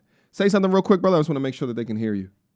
All right, you good now? Yes. So what he said is that when I asked him about Psycho Stu versus Raja, he says that as a black man and as a wrestling fan, I am more so on the side of Psycho Stu, but there's a lot of things that went wrong here. So let me ask you, brother, what is the top thing that you think is that went wrong that points to either negligence or guilty on the side of Psycho Stu or the promotion? Okay. Now, as far as Psycho Stu is concerned, what he did is called a work. When they see cameras, they're always doing a work, meaning that the cameras are on, we're live, and we're in character. However, wrestling has a lot of situations where they involve celebrities. We've seen it a lot throughout the years, going all the way back to Andy Kaufman from the Taxi Show and Jerry Lawler way back in the 70s before me or you were born. Yeah. But we've seen it throughout the year. We saw with Mike Tyson and Stone Cold Steve Austin when Stone Cold Steve Austin shoved him. It was so popular it made the news back in the late 90s. Yeah, Big Show, Mayweather. Yeah, we've seen these things. Okay. And even with that, it's funny you mentioned that because Mayweather actually hit him more times than he was supposed to, which bloodied Big Show's nose. So if you go back and watch that, Big Show chasing him out the ring was a real thing because he wasn't supposed to do that. Yeah, so please help me understand how any of those examples are even markedly similar to what we saw from Raja hitting someone 20 times while he was unconscious. Oh, no. I'm not justifying. I'm sorry. Okay. Let me not confuse it. He was wrong in the sense that when you're doing a work, again, like how Big Show knew that Mayweather was going to hit him for real. He didn't know that he was going to do the follow-ups. So Mayweather was wrong for the follow-ups, but he wasn't wrong for the initial because that was part of the work. They were both in on it. When it's a work, every party involved is in on it. So you don't start a work with hitting, especially someone who's not a worker, and hitting him without him knowing, okay, this is part of the script. Everyone's supposed to be in on the script, whether it's the attacker, the person being attacked, I agree. the people surrounding. Everybody agree. Was supposed to know. If you notice, someone stopped him as soon as it happened and said, oh, he's not a worker. Saying, hey, Stu, you did too much. This guy is not in on it. He's not clued in. Why did you do that? I agree with you. Now, is there anything else that you can call out to Stu being wrong there? Because I would still say, I agree with you 1,000%. Stu fucked up way in the beginning. Now, if Stu didn't apologize and then the night took place as it did, I still think Raja went too far, but there'd be a lot more people on Raja's side. Because if you do something negative to somebody, you can't determine the reactions. I get that. But then the brother apologized multiple times and shook his hand and say, hey, let's get you in the match. Give me the receipt then. So I don't disagree with you that at least initially Psycho Stu messed up. I mean, it instigated this entire mess. None of this would have happened unless that first thing with the empty can happened to begin with. Absolutely. Now that's all right, the so we only agree. part that's the only part that I say Psycho Stu was wrong. He apologized multiple times. At first, Raja didn't want to shake his hand, but after like the third or fourth apology, he finally shook the man's hand. At that point, it's squashed. I agree with you. Anybody saying that, oh, he was retaliating. No, you had time to think about it. There were several hours in between because the incident took place in daylight. If you notice at the end of it, when he was walking away, it was dark. So there were several hours that took place in between the can and the incident, and the man apologized and you accepted it. You cannot. That's no It's different wild. that's no different than you and your significant other, y'all have a disagreement or you cheat or whatever, and she forgive you, but every opportunity she gets, she throws it back in your face. That's not forgiveness. Yeah. Once you accept the apology, it's squashed. It's over. Now the promotion was wrong for allowing this guy with these emotional issues who didn't understand the business to get in the ring after that incident. The promotion was dead wrong and should be held to task. The wrestlers who told him, hey, give him a receipt, when this guy doesn't know what a receipt is. A receipt is, you get a little rough with me in the ring, I give you a quick one-time receipt in the ring. That's what a receipt is. A receipt is not, hey, that's why when people say, hey, that was a big guy, why wasn't he able to retaliate? If you go back and watch the footage, the whole slam was part of the work because they agreed to that. That's why you don't see Stu struggling. That's why you don't see Stu trying to sandbag him or prevent himself from being taken up. He cooperated. He did not know that he was going to slam him with all his force. You see him tuck his chin because that's how wrestlers take bumps. But he hit his head because of the impact. He was knocked out. I'm gonna play devil's advocate. For sake of devil's advocate, is that I understand what you're saying, that they should take some type of responsibility. They should be held culpable to a degree for allowing something like that to happen. To what percentage? We should talk about that as well. Yes. Now, and I've said this before, if he picked him up in the air and slammed him so hard that he went unconscious, that's still a receipt. That's still a receipt. He went unconscious. He should have tucked, but he didn't. He rolled instead, and he hit his back of his head down up on the thing, and he went out. He power slammed him like Rampage was power slamming them boys off in Pride back in the mid-90s. That's still a receipt. If he then power slammed him, and then he followed up with a right hook, even though the brother was unconscious, that to me is still receipt land, receipt territory. All right, we talked about these different layers of receipts as they refer to within history, within the WWE, other schools, other promotions. But then ain't nobody in their right mind would think strike 2 through 22 were receipts at all. So at what degree do we hold them responsible, or the person responsible, for saying receipt? You know what that is, right? There is not a person on this planet that thinks a receipt is beating somebody 20 plus times after they go unconscious to a pulp. I agree. And I will give you a little bit of pushback. Usually a receipt is a strike, because with a slam, especially with someone who's not a trained wrestler, that can go so wrong. So so that wasn't the actual receipt. The strike one, if he were conscious, would have been the receipt. But strike, like you said, the other 21 strikes, absolutely not. But that's my thing is that if we're gonna say that the AJ guy, the cowboy hat guy, told him to do a receipt, right? I still don't understand how people are so mad at him, because there was not a person on here that thinks that what he did was a receipt. Now, if it was a slam in one hit, that's still in the gray area of a receipt.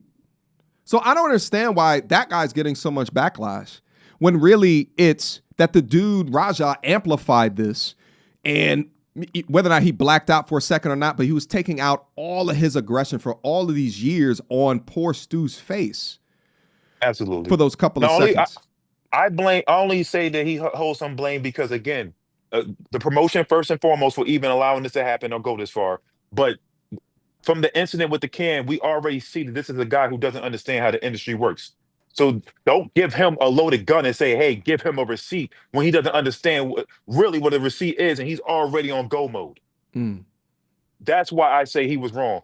The referees are supposed to be trained to be physically able to stop those situations and be able to de-escalate. That referee was completely ineffective, so I do hold the referee to task a little bit. Yeah. The only person who I do not blame, who was the MVP, was the wrestler who got him up off of Stu and risked even getting struck himself, because he wasn't going to allow. Yes.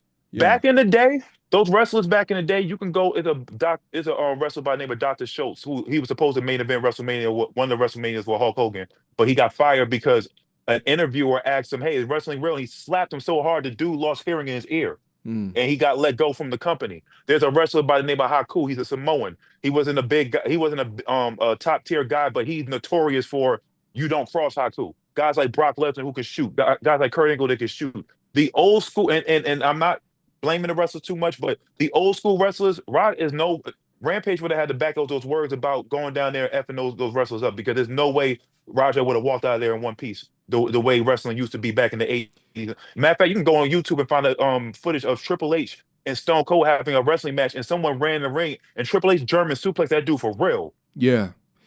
Yeah, and and that's the checks and balances, especially amongst men in a physical environment. I think it makes a lot of sense. I think it's just going to be super hard to argue receipt, especially when you watch the degree of premeditation before that. But it sounds like we agree on that. So final thought, we've been asking, because while there's some people on the coin that doesn't think that he should be locked up at all and he defended himself appropriately, it sounds like you're still in the mindset that he does deserve some type of prison time. What type of time do you think that he should do for this? Whatever time the state of California permits. I don't know what that is, but so even if they throw the book and they say they hit him with like attempt murder, and which is what I don't know the state of California. What's that, minimum 15? I think he fall. I mean, it could be looked at as attempted murder. I look at it more as aggravated assault. But he's not a child. He's 25 years old, and he's a grown man who made a grown man decision, obviously capable of inflicting grown man punishment. So he got to take a grown man's consequences. That's just it. I'm not looking at it as a black guy attacking a white guy. If it were the other way around, where the white guy, we have to stop in this community where everything becomes a thing of color. This has nothing to do with color. This is about humanity. Yeah. That was a human being that was taken advantage of in a way that is inexplicable, regardless of race or gender. Bro, I completely agree. And I'm so, let me give you the round of applause sound effect right there. I completely agree with you. And this is a lot of this fatigue conversation. I hate the moronic, just always just going to a race perspective, which is why I asked that question earlier. I don't know if you was listening, whether or not if the races were flipped here, they'd be rioting. I heard you say that, yeah. They'd be rioting in the goddamn street right now. There'd be riots right outside my crib right now, right? But then on the flip side, people are like, well, I don't know if this, that, and the third, right? Like, this is a human thing. This is a human behavior thing, right? I think it should be taken outside of race. And I'm so tired of this goddamn victimhood narrative. This is bad decision making, right? On top of questionable fatherhood mistakes, questionable parasocial relationship with the live stream, questionable consciousness through possibly a concussion, questionable this, questionable that. Race, I don't think it has nothing to do with that at all. Now, also, I just pulled this up on screen. I wanted to talk through this. In California, the main difference between attempt murder and ag assault is the defendant's intent. Attempt murder requires proof of specific intent to kill, while ag assault only requires intent to cause serious bodily injury. I think ag assault in this case makes a little bit more sense, because although what he was doing could have killed him, he didn't say that he wants to kill him, unless someone could pull that clip. I don't think that he said that I'm going to kill him when I get into the ring, but he did intent to do grievous bodily harm. Attempt murder involves a direct step towards killing, but the victim doesn't die. Ag assault involves causing or attempting to cause serious bodily injury, which can result in severe consequences like permanent disfigurement or impairment. Yeah. Hearing the two, I'm thinking more ag assault via absolutely. In California. You agree, brother? Yes, I absolutely agree. All right, bro. Final thoughts? Go ahead. Yeah, my final thoughts is as a man of God, I pray for everybody. And I pray for Stu because of what he went through, especially when I'm having PTSD. I pray he don't lapse. I pray for Raja because he clearly needs some help. Yeah. I pray for anybody who looks at this as a black or white thing, because at the end of the day, one thing about being a man of God, the Bible always talks about don't worship any gods other than the God false above. idols. Yes, your false idols can be your skin. Black supremacy ain't no different than white supremacy. When your skin becomes your idol, this is when you start making irrational decisions, because now we cease to look at each other as human beings, and we look at each other as race, which is a social construct in and of itself. It's through skin first, not behavior, not any of the other things that could have been leading to the results that are happening. So I agree with you there, brother. Hey, thank you again for calling in, man. No problem, brother. Yes, sir. All right. Shout out to the conversations that are happening right now. Damn. Shout out to the smartest audience on this side of YouTube. We're not playing no games here today. Shout out to the super chats that just came in as well. Let me ensure that I'm acknowledging those that have chosen to acknowledge me. Let me see. Did I put this up on? Oh, yeah, I put this one up before. Shout out to Bubba Joe 5353 with a $10 super chat. No liability paperwork signed before the show. No liability paper. Did he put that twice? Or is that my ish messing up? Shout out to Jerry Macklin. Thank you for the $2 super chat, just for the love of the game. Shout out to Hashtag Media for the $10 super chat. Trained pro wrestler waiting in Zoom under Brandon Gates. I have some thoughts and some insights. All right, my brother. Okay. I see this. Okay. I see you. All right. I see you. What's up, brother?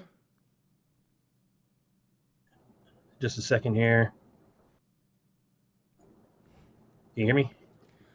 Brandon, how are you, man? So you fight, pretty brother. good. Yeah, I do. I haven't been in the ring for a while, but I'm professionally trained, and I trained in professional wrestling back in San Antonio, Texas for about 7 years. And after a injury, I had to take some time out of the ring. So I definitely have some thoughts. Have you fought opinions. pro or amateur? Pro. Okay, what weight class? I currently, well, not necessarily pro. I'm talking about pro wrestling, like WWE style wrestling, as in the type of wrestling that we just saw and that we're currently talking about. And do me a favor, bro. Move over to the side a little bit. Looks like you're left adjusted on the screen. There you go. Okay. All right. Now, let me ask you another question. Are you familiar with the school prior to it going viral like this? Yeah, I'm familiar with Rikishi and Rikishi School.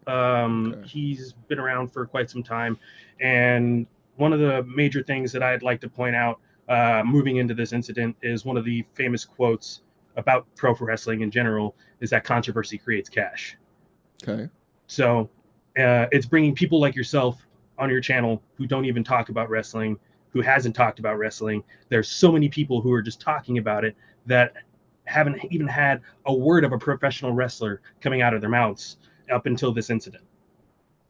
True, but I don't know where you're going with this, because I understand that, whether it's good news or it's bad news, right? Controversy sells, but at the same time, not if it does away with your organization.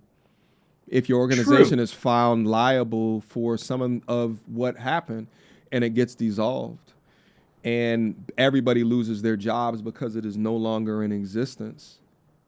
Correct. So there were some other individuals, because I've been watching from the start of the stream, who've been using some of the terms of the business like a work. So a work is a term including that's me. I've said that. used. Yes. So it's commonly used for terms for anything that everyone's in on in the business. Sure. So for example, like WWE removing their association with the promotion through the WWID partnership. So that could be considered a work because now it's bringing more eyes to the business. True, but I guess but what is that? Yeah, but what happened here is not a work. So I guess I don't understand what it is that you're getting at. Speculation. Okay, so think about it like this. So you think that this was a setup? Yes, 100%. To what degree? Did Psycho Stu in on it? Yeah, of course. You got to be able to take a punch. You got to be able to take a beating. Wait a minute, bro. Wait a minute. Yes. Do you so legitimately your argument what you're is signing up for. You know what you're signing up for the moment you step in that ring. Anytime you step in that ring, it is a privilege. And any day that you step in that ring may be your last. You never know what day you're gonna step in that ring for the last time. And one of those things is, like, think about it like this. So there hasn't been an arrest yet. Why? There hasn't been any official updates from any hospitals stating his current condition. I will say the arrest thing is crazy. Yeah, exactly. There was a full-blown fair assault. Point. Fair point. On camera, a full-blown assault on camera. Yeah, but also too, how quickly does California arrest people for assaults? Quickly. I mean, in most cases where there have been fans that have jumped in the ring, now here's the thing: arrested. No, I mean like after the fact, because he ran out the building before the cops got there. Now here's the thing: True. It's not that quickly. In fact, they may never find a person. The big difference here is that he's a public figure, so it's easy to find him, and it has the eyes of so many people in the public. Public outcry. But to your point, it is odd. Now I would guess that he's going to get arrested by sometime today. If Rampage don't put him on a private flight to Bermuda. I'd expect to see him showing up soon, like in some sort of capacitance within the promotion. There's going to be drama. There's going to be controversy. There's going to be eyeballs. There's going to be money. Think about all of the money and all of the revenue and all of the talk that is going on around this incident currently that's just generating potential profit. Yeah, I mean, it probably will generate money from the prop, but it's also going to ruin people's lives. I wouldn't necessarily say that. You don't think Raja's life is ruined? No, you don't especially if he's going to take his reputation further down the line of professional wrestling and professional fighting, because in the event of, like, why do you think that it's a quote unquote cover up with the school being silent? Any of the wrestlers being silent. So let me ask you a question then, because I'm beginning to question your own morality. So you'd be okay with either A, losing 7 teeth in your mouth, getting knocked unconscious, embarrassed in front of your friends, your family, probably losing some of your cognition and memory forming skills for forever. You'd be okay if you had a financial benefit at the end of it? Hey, that's one thing that I've always pondered about. Wait, hold on. When it comes yes or no, brother? Wait, don't add any more context on that question. Yes or no? Would you be okay with that? Me personally? Yes. No. Okay. So hold okay. On, now listen, hold on. Before you give me the hold on with a bunch of context, let's flip it. Would you be okay with your ruining whatever money your father or your family has made to provide legacy from generations to come? Would you be okay with potentially removing all of that? Potentially getting 5+ years for ag assault? Because you already know they're going to try to throw the book at him. For ag, well, maybe not. Maybe Kali might actually help him. But would you be willing to throw away all of that for the chance that you can come back later and collect some money, or for more clout on your Kick live streams? How does that make sense? I am under the opinion that it is still a setup, that it is still a work. No, but would you do that as a pro wrestler? Yes. Well, and it depends on what type of contract we're talking about. Whoa. And it depends on what the payout is. It depends on what you sign on the dotted line and what's guaranteed to you. These are all things that happen behind closed doors. Brother, Yeah, I know.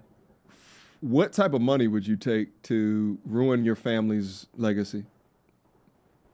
It depends. A couple million. Oh, Jesus. Maybe more. Hey, it depends. Like I said, these are all things that are agreed upon behind closed doors before the event even started, in the event of it being a work. Now, in the event of it not being a work, that's a whole different ballgame, because there are definitely times where lines have been crossed. Like, have you heard of the situation between Edge and Lita back in the day with the wrestler Matt Hardy, the Hardy Boys, and Edge? Wait, hold on. Before we go to another situation, just real quick, just before we go, because I'm not a wrestling channel, so no, I don't know a lot of these different things. So you think that the reason that this is a work is because you would accept a couple $1 million and he hasn't been arrested as of yet? Is there any other reason why you think that is completely fabricated or made up? Correct. In the event of it being a work, or correction, in the event of it not being a work, so in the event of it being fake, not necessarily fake, but in the event of it being real and the assault was real, yeah, he should get everything that's coming to him. But I am definitely under the impression that it is not. Due Okay. to the lack of information that's happening right now. Like, for Okay. example, the dude that jumped Seth Rollins on TV, like the fan, he got arrested and charged the same night. Yeah. And he's not a public figure. Anybody that's ballsy enough to jump in there and do something has instant ramifications coming their way if it's not scripted. But we can assume that the LAPD is not a part of the work. So whether or not they arrested him or did Why not they're arrest doing him, an investigation. whether or not they're doing work on it or not, or excuse me, whether or not they're going to arrest him tonight or tomorrow, to me doesn't matter. The fact is that they will eventually come for him. So I don't know. Like, I just, if you want to be the conspiracy theorist, I don't think that it's a work whatsoever. I think that it's the culmination of all the things that we've talked about within this stream that I don't have to repeat. I don't have to go over again. I think that it's interesting that people think that it's still completely made up. Now, is it not to say that some people will not benefit off of the situation? Yep, some people will. But do I think that more people directly involved in the situation are going to negatively, right? They will receive consequences, dire consequences from both families, forever changed? I don't think that it was a setup when it comes to that. I think that this was way deeper than that. Nevertheless, my brother, I appreciate you for sharing your thoughts. The chat didn't like the ways that you were going, but nevertheless, I appreciate a nuanced perspective. All right? Absolutely, 100%. All right. Thanks, brother. Take it easy. Peace. All right. What you growling at? That brother right there. I don't know where he was going with. Will you hear something? What's up? You all right? Are you sneezing? What's going on here? Any vets down into the chat? What's happening? You all right? I don't hear any.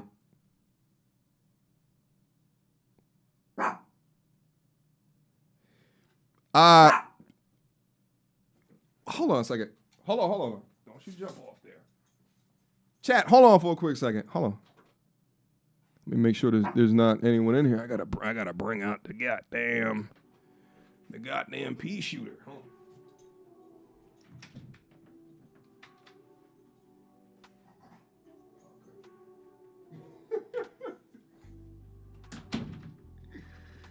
All right. Collision averted. All right, we good. All right, let me get my headphones back on and let's get back up in it. Damn, there's a bunch of people that's down up in here that want to have a conversation. So let me bring them up appropriately. Let me see.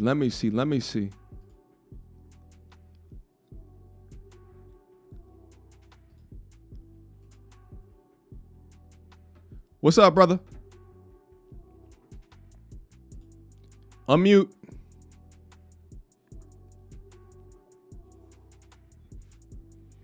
Hello. We can hear you loud and clear. What you got for me? Caribbean father.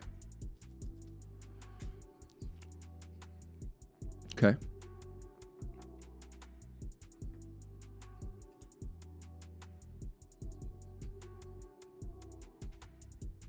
Okay.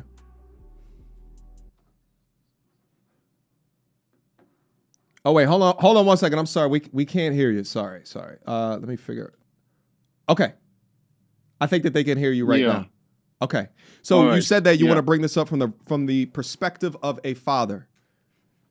Yeah, man. So as a young man growing up, when I say young, when I was about 14 years old, I remember being in high school and being jumped by a group of guys, man. And I took up my knives and stuff that I had and I went to school with it because I wanted to defend myself. Yeah. I was actually one day, man, I was in school and a guy pulled a cutlass to my neck. True story. And he's like, man, what do you say about my mother? And dude, I'm not a troublemaker, so I was denying it. And then he pushed me off and said, man, I'm just joking. I've been in situations like that, and it enraged me a lot as a young man. I had a lot of, I wouldn't say anger issues, but when you push my buttons, I was one to want to blow up. You said a And cutlass. yeah, cutlass, man. Okay, that's a sword.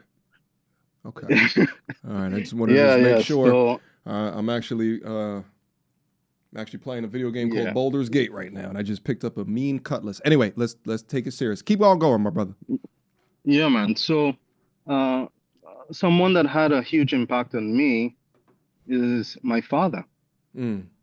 Um, and the father that I got to know and the father that my uncles and stuff would talk about when he was younger, it's two different people. My father that I know now is mellow, and the way he was before was not anything like that.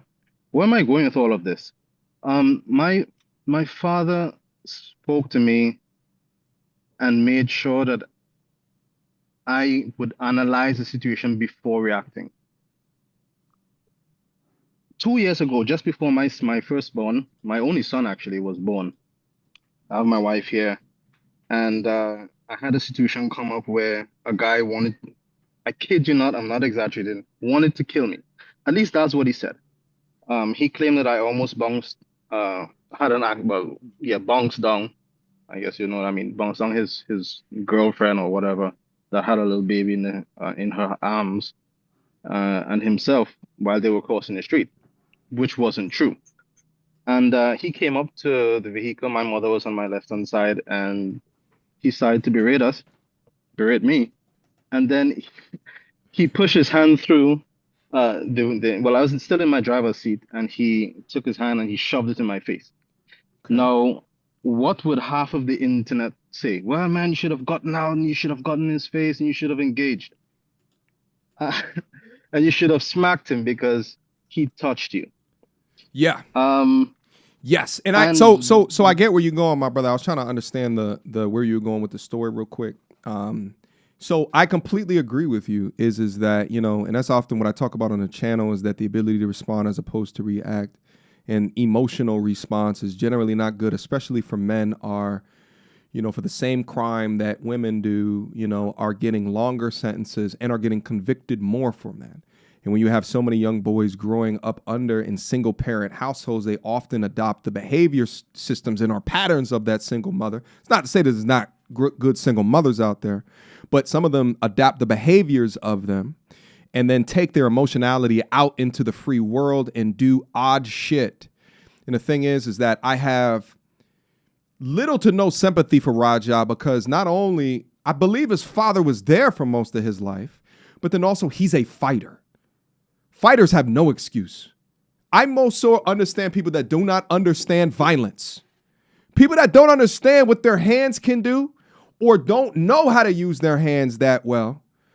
Them accidentally hitting and then someone dying because of a situation. I have a little bit more sympathy in those situations as opposed to fighters because you understand violence. You understand what your hands can do. And so for that, I have little to no sympathy, especially at 25 years of age. If he was 17 and under, it's a little bit different. But at 25, bro, you had an extra 8+ years, 9 years in order to try to figure this out. So for that, you have to sit in a 4x4 for a little bit of time, ironclad for a little bit of time, not the entirety of the rest of your life, but for a good amount of time. However, California finds you guilty of at least aggravated assault. But that's the thing is that unless we have men out there as examples, many of these young men don't understand how it is that they do it. But he's also a fighter. He's grown up around a lot of men. And at 25 years old, after having professional fights, no damn excuse. No excuse whatsoever. Now, if a neurologist comes in and says, well, we studied his concussion and we determined that because of his grade of concussion, he may not even understood what was going on. Maybe I'll give a little bit more credence, right? All the shit with his father, it's still his responsibility as a grown-ass man to understand what environment that he should be around. But he's a goddamn adult. He's an adult. But we all learn these lessons in odd types of ways. I learned it watching my father. I've been in unique situations with my father when my father was about to throw down. But I watched him make logical decisions because he knew that I was there. If I wasn't there, shit would have gotten spicy. But I was there. So as a father with a responsibility, he understood that there's different consequences. Yeah, man. Definitely, and I agree 100% that he needs to spend some time in jail or even prison. But that's not where I want to end this. Okay. As a father, you should know your children, the temperament of your children. And I saw a video where Rampage was talking about his son, and that he put aside money to get him out of jail. I'm like, wait a second, but you could analyze that situation. You could think of a situation in your mind where you're just like, my son is going to need to get bailed out. Well, then you're guiding him in the wrong direction to begin with. If you already think that your son is a loose cannon in a sense, then you have all of the money in the world. And some people will say, well, it doesn't really matter. He's a grown man or whatever. No. As a father, your job never ends. Being a father. Now, whether the son wants to take the counsel or not, that's another totally different thing. But if you know that your son is a loose cannon and that something's going to push him over the edge, push him in a different direction. Like, hey, dude, you maybe don't want to go to school or whatever. Here's $300,000. Go start a business. Do something else. But don't go down the route of fighting. Because I know you, and you're not, at some point in time, you're going to mess up. And he did mess up. Big time. But here's the thing, though, is again, like, I think a fighter would disagree with you because a fighter, they learn how to control rage. Perhaps fighting was the best thing for him. Whether or not he's a fighter or not, that situation might have still happened. I think it's less likely to happen to MMA fighters.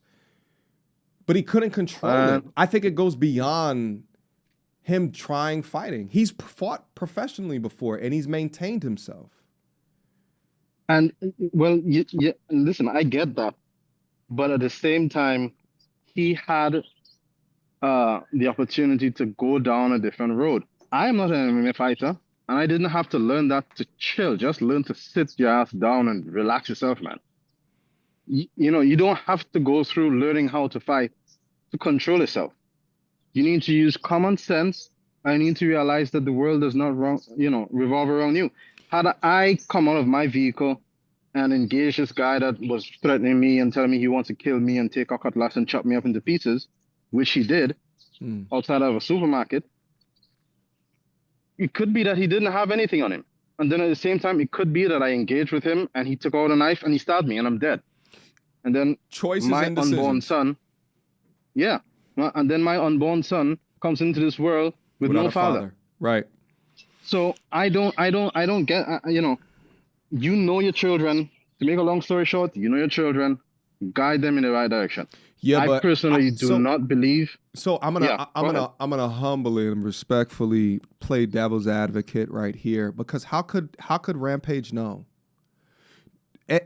Right, like how could he know? How could he know?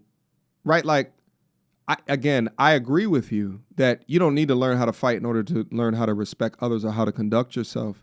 But I think that there's less credence that I will give Raja because he is a trained fighter. So he knows what them hands can do.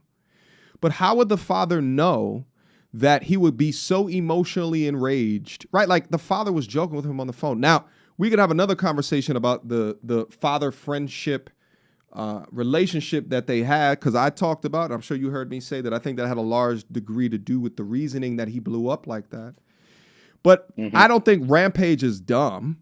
I think that he thinks that the way that it's tough love. And then in fact, him clowning him like that publicly was making him stronger, when in fact it was bottling up rage, unbridled rage. That's the responsibility of his father, man. And I once agree. again, I going agree. back to the video that came out, he suspected that his son was going to do something stupid at some point in time. Mm. It's obvious to me that you should know your children. And if you know your children, you know the temperament. You know what, for instance, if someone comes up to me, to my parents and say, we know that we caught your son trafficking young girls or drugs or whatever, they're going to look at them like if they're crazy. Because, dude, I literally spend whole day and whole night working. That's what I do. I'm nonstop working. I don't have time to be listening to people. Oh, dude, you're fat. Oh, dude, you're a loser. Dude, I'm too busy making money in a legit way. So there is no excuse for the behavior of Raja. I can't excuse. I'm not going to try. I think it was stupid. But I will not just say that he needs to go to jail. I think that, and once again, nothing could be done to his dad. I mean, Raja is an adult. So Wait a minute. You don't think it's Raja on should him. go to jail? No, Raja. Sorry, Rampage. Nothing should happen to Rampage because it's not. He didn't do anything. Right. But I think he has some. His father, that is, he has some introspection to do, man. Like this whole I agree with mess Yeah. should never have taken place to begin with. We as fathers have to take a responsibility to know our children and to try to guide them in a way that would, put them in a path to success. What do you instead think of about possibly- Rampage? What do you think about, as a father, what do you think about Rampage getting bail money for his black sons and tuition for his Asian sons ready? Well, that's the video that I was referencing. He knew he knew his son was a loose cannon, man. Like it's something at some point in time was going to set him off, and it did. So, there is no excuse on anybody's side. Raja is an adult. He knew what he was capable of doing. It was absolutely ridiculous to me that you would think that it's okay to punch someone until they die. You have absolutely nothing to gain by that. You're wrecking your life. You're wrecking your family's life. You almost killed someone else. There's nothing to be gained by this. And by the way, I guess, people may not agree with what I'm about to say, and that's quite fine. I don't believe that UFC or MMA, this so-called sport should even be a thing. I don't believe that. Do I think that people should learn how to fight? Absolutely. You need to know how to defend yourself. But, one death, it's like alcohol, for instance. Personally, I don't believe that it should be legal. People, once again, are going to say, dude, you're a clown or whatever. You do your thing. The majority of accidents that take place in my country and all over the world is because of people not knowing when to stop drinking. They kill people all the time. Yeah, it means lives. but making alcohol illegal doesn't mean people are still not going to die from drunk drivers. No. Dude, I agree. You're always going to have this underground, if you try to suppress it. I'm just saying that I don't think that it should be encouraged. UFC, this kind of stuff, every time one of these guys go into the ring, it could be the last time that they're going in. 100%. Yeah. And this guy walking around with a chip on his shoulder, I don't think any amount of monetary success is worth it for possibly getting an irreparable damage, to your nervous system. Your brain is jello. I disagree with you on whether or not it should be, because here's the thing, you can, with that logic, you should make all sports illegal. You should outlaw football. We know CTE is a thing. Any fighting sport, wrestling, right? If you sign up for the sport, you know that there's a degree of a risk. Shit, outlaw basketball, there's too many ankles being twisted out there. It's not safe. No, it's not a safe place, baby. Look. Even tennis, you saw my man got hit with the ball a couple years ago in the stand. Outlaw that motherfucker as well. You know what I'm saying? I mean, it's like, where do you stop? Right? Like, I think it's, have it as a sport, and shit, fighting is the world's oldest sport, right? It's just mano y mano. That is the world's oldest, right? Like, it's not contrived like football or basketball or tennis. But, humans made some shit up. Fighting is as old. That's animal kingdom shit, right? But you'd have to outlaw so I disagree with this idea of making things illegal in order to improve outcomes, because people still going to drink. I mean, just look at the prohibition. People still going to drink. There's going to be an underground for it. People still do illegal drugs. There's an underground for it. And as well as outlawing fighting. I don't view fighting as, and I think that it's different. My assumption is that you've never trained fighting. But the assumption is that from the layman is that if you train fighting, it's somehow like making you more aggressive. And I disagree. Trained fighters are some of the most patient, kindest, and polite people, and it's because they understand violence. In fact, I think fighting should be a requirement in high schools. I'll go as far as saying that. Take a look at these other countries where, these young boys are forced to be in the military, or they're forced to join some type of self-defense. And I look at that shit as more forward moving and or thinking. I think you haven't really understood the progression of manhood through space outside of the comfort of our space unless you go toe-to-toe with somebody. Boxing, wrestling, MMA is the realest conversation that two men can ever have. The realest conversation. I don't know if you remember what I said. I'm not against people learning how to fight. Okay. But, when you go into a ring as a UFC fighter, you are trying to knock the other person out. That's what you're trying to do. You're trying to break them.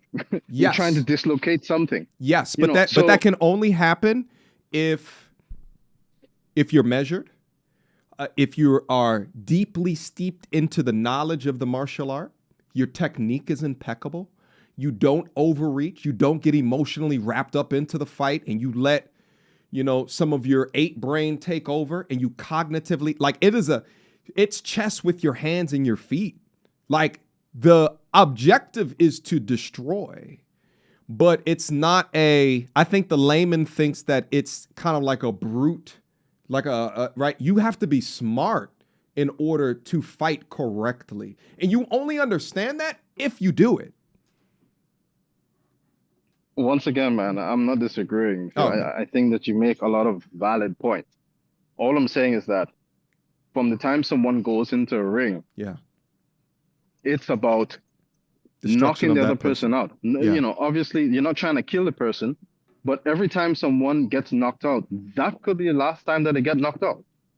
And I'm saying that the risk that you are, that you're going to be enduring as a fighter, the benefits do not outweigh the risks. Now, it depends on the size of that purse, baby. I agree with you, right? Like part of the jokes is if you go out on Instagram and you see these pro wrestlers that will jump off of the top of a house into barbed wire and a burning table for 3/4 and a turkey and ham sandwich. Like, I don't think that shit is worth it, right? But that's staged at the end of the day, right? I don't think that shit is worth it. But ain't nothing worth it unless the check is real. You heard the last young brother that came in and said he'd be willing to forsake his entire family, his entire lineage for a couple of $1 million. That's crazy. But that's his perspective, baby. Hopefully I raise a son that doesn't think that way, right? But that's his perspective.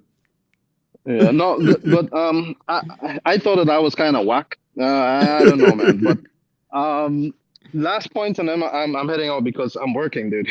Yeah. Took a break from my job. So going back to one of the points that I was making, where every decision that you make as a man has consequences. I'm a Christian, right? And I go back to the Bible. Mm-hmm. In the book of Genesis, it talks about the temptation that took place, with Eve, and then Eve bringing the whatever fruit it was to Adam. He had a decision to make at that point in time, right? And neither of them really realized what was going to take place thousands of years down the road, where there would be endless wars, there would be, rape, there would be, deformed babies, that wasn't on their map. All they knew was, if you eat from this tree, you're going to die. And when God came to confront, the situation, the first person he went to was Adam. As the head of your household, as the head of your own self, As a man, you need to rein yourself in and ask yourself a question. Everybody who's listening, we as men, we need to just. Sorry about that foul. I don't know if you guys hear chickens outside. Yeah, man.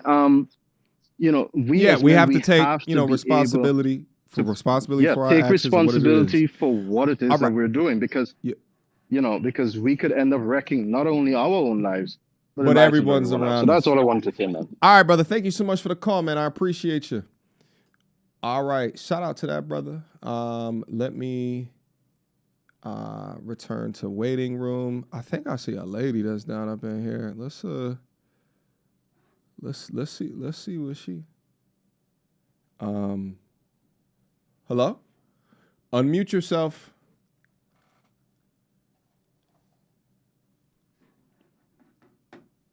Ma'am, unmute yourself. You there?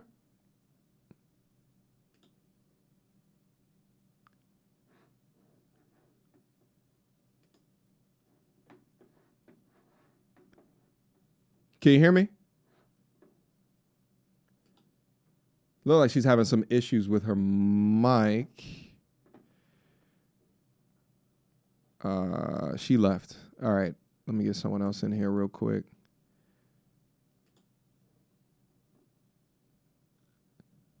Hello? Unmute yourself, please. I can hear you loud and clear. Let me add you. So I'm gonna just try to keep this conversation pretty short and concise. So as far as this whole Raja situation has been going on, I mean, I've been hearing mixed reactions about it. A lot of people think that it's not race driven, and initially it isn't a race driven thing, but the whole history between black men in America and white dominant society, race is always going to be a part of the equation when it comes to our interactions with each other. Listen, but it's not a part of this one. It's not a part of this conversation. This is not a race discussion for Raja and Psycho Stu. It's not a race discussion. So what's the importance of bringing it up? So the importance of bringing it up is just the overall outcome of the overall outcome of Raja's fate, as far as him receiving some form of incarceration time, or how severe the punishment should be. And I definitely do believe that he does need to be reprimanded, in a sense where he might need to sit down just to pretty much just show that certain actions, whether it's warranted by past emotional traumas or the influence of other individuals, it just needs to be dealt with. But me personally, I believe that he definitely needs some form of psychological help. That nigga need to be in jail. Lock him up. What are you talking about? What it has to do with in terms of are you saying he's gonna get longer jail time because he's black? No. Okay. Put him in jail, baby. That brother needs to get locked away, man. And here's the thing. I want to be completely clear, because I see a bunch of comments of people that are in defense of him. And I understand that at the end of the day, to a degree. I understand that, listen, you see someone that looks like you, and there's sympathy that is there. But we gotta hold bad accountable. This is premeditated. This is premeditated assault. We gotta be able to hold that accountable. And you're absolutely right. There was some level of premeditation going, but then you have to understand that he was coerced into doing some of these actions. The promoter that told him to get his get back in the ring was also a part of it, using wrestling terminology that this individual may not be in full understanding of, needs to be brought into the consideration. Even the whole selling of the fight, that you can clearly see Raja, whether he had the capacity. Are you saying he was coerced by who? Who was he coerced by? By the 12-year-olds in his chat? Pardon me? All right, not only the chat, but did you see the video when he was talking to the promoter? I don't care if there's 1,000 images in your head of people that are telling you to knock someone unconscious. You don't believe those things. So here's the thing, right? if a promoter that works in affiliation with the wrestling organization that you're supposed to be participating in is telling you to get your proverbial get back in the ring, right? Okay.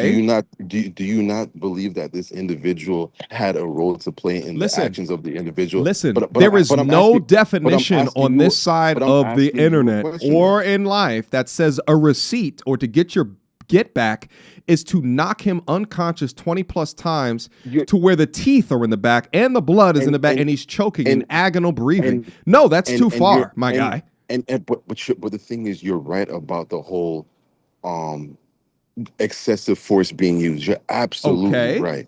But the thing about it, But that's the issue. So the thing is that again, if he slammed him on the ground and he went unconscious, and let's say one punch, maybe two, this is not even a conversation. That's a receipt. The guy just went unconscious. On the way down, he should have took. Instead, he rolled. And whatever happened, happened. But I think at what point does a 25-year-old man does not understand, right? And this is an MMA fighter who watches people go accidentally unconscious while he's training, that has been in pro fights where his life is on the line. He understands violence. He understands what's going too far. You cannot hold a person responsible that says, yeah, go get your lick back, go get your receipt back, into the realm of what is clearly not a receipt. And there's not a person on this planet that would automatically assume that almost dead is a receipt. It's excessive, bro. When I say held liable, I'm saying that they also played a role into it. But now, which brings me back to what I was saying. Pardon me? You said they played into it. Who's they? Well, I'm saying the multiple entities that led up to this. This wasn't just him waking up one day and just walking straight into the ring. There's multiple influences that played a role into him making that conscious decision to go into the ring and do that particular action. But you can't deny that. You True. know? Listen. Just real quick. I'm trying to get my full thought out so I can pull everything and I'm going to lead you and I'm going to guide you in this conversation. So listen to me. The fact that there might be things that have happened within this, whether it be the promoting from 12-year-olds that's out on your kick stream, or your father who you've had an odd relationship with in a public bullying and or bashing relationship with, whether it be the promotion that was not guiding what is happening that night, whether it be the man who originally accosted him and hit him over the hand with the can. No matter all of these different factors, I agree with you. There are some things that may have led to his conclusion. Regardless, though, it was his conclusion, and he has to be held for his conclusion. I don't care if you got 1,000 people behind you that are telling you to do something. You have to make a decision, an adult decision, and his adult decision was to brutalize that man. So for that, he deserves jail time. Are you saying that he doesn't deserve jail time? No, this goes back to what I was saying initially. Okay. Whatever the state of California deems as a worthy punishment for him, and whether it's incarceration for 1, 2 years, community service, let him do that to the fullest extent. But I'm saying in conjunction with that incarceration, I think with this individual, he also needs some form of like psychotherapy or some type of emotional therapy as well. And I know that it's not a thing that is really promoted when it comes to dealing with incarcerated or potentially incarcerated individuals. But clearly, just from the severity of that brutal beating that he gave to that individual, there's something off. Clearly, exactly. There's something that is extremely off. And unfortunately, it happened to him. But in this gentleman, in my opinion, in this gentleman's particular circumstance, it was going to happen to somebody, someday, somewhere. It just unfortunately happened to this individual in the ring. Now, listen, it sounds like we agree up to this point. I thought I heard you when you came in here. You said something about doesn't deserve jail time. I might have been I might have misheard you. Yeah. Regardless, I think that we can agree up to the point that you just stated. I think that there was some impeding factors, but fuck it. And would name a situation where there's not impeding factors. Name one. There's always something. There's always right. Like we're afforded the opportunity to see all of those impeding factors, which is why I took it to break it down from a psychological perspective of what those impeding factors may be. Right? Ticking time bomb. is one is you can lead to the conclusion, right? But regardless, though, he's got to. I think he deserves prison time. So so let me ask you a question. How come there was a race focus when you first came in here? The reason why I brought the race focus in is because when you're looking at the severity of the punishment, that's when I'm starting to think that most of those kind of comments place some type of significance into how people want him to be punished for his actions. And yes, the gentleman was brutally beaten. Yes, he should serve some form of incarceration time. But individuals are trying to not to say trump up, because that's kind of excessive. So What's up? So how much time do you think he should get? See, that's out of my jurisdiction. I'm not an attorney. Well, it's out of everybody's jurisdiction. They ain't no one who's commenting that should say. So listen, if you're saying that people that don't look like Raja are, they're giving him these long terms because of his race. But then if I ask you, well, what do you think that you should get? How do you know that they're off? You're going to say that it's out of your jurisdiction. How do you know that they're giving these long time because it's not outside of their jurisdiction? Whether it's true or not, I'm just trying to play devil's advocate. Wait.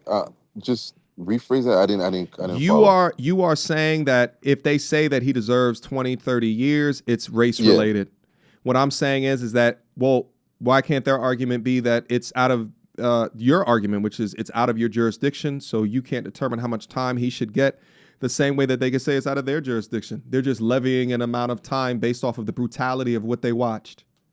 And I can see where you're going with that. Okay. But when it comes to being, quote unquote, judged by a group of your peers, that always plays a factor into things. You see where I'm going with this?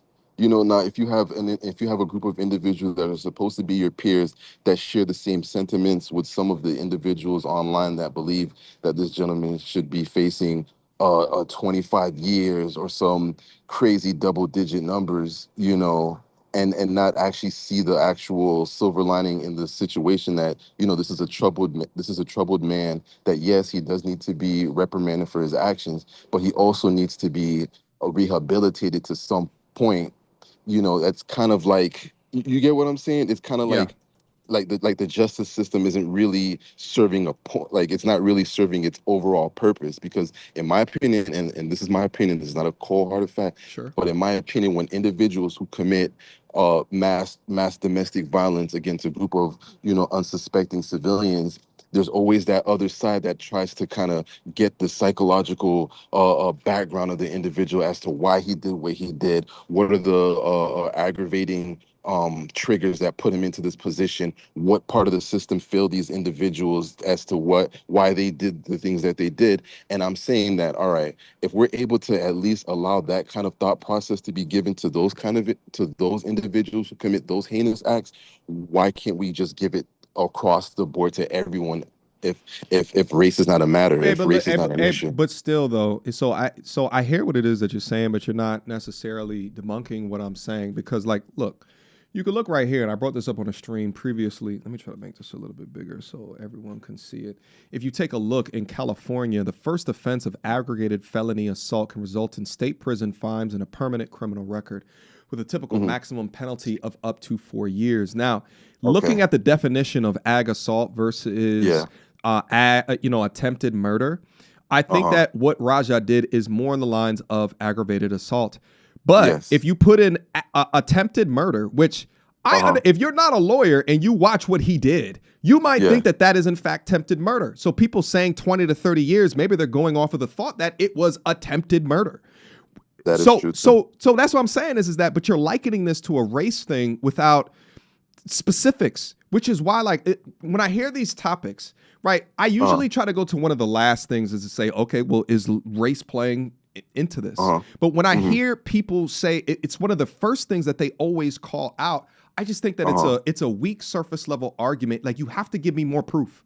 You have to go beyond the surface layer of just oh, it's a black guy and a white guy, therefore they're just being racist and they want more time. Perhaps there's other explainable reasons, right? And I'm not saying that those people don't exist. I'm not saying that. I'm not saying that. But what I'm saying is that a constant focus or priority of the race component of the conversation. It doesn't do you justice in diving deeper into the reality of what might actually be happening.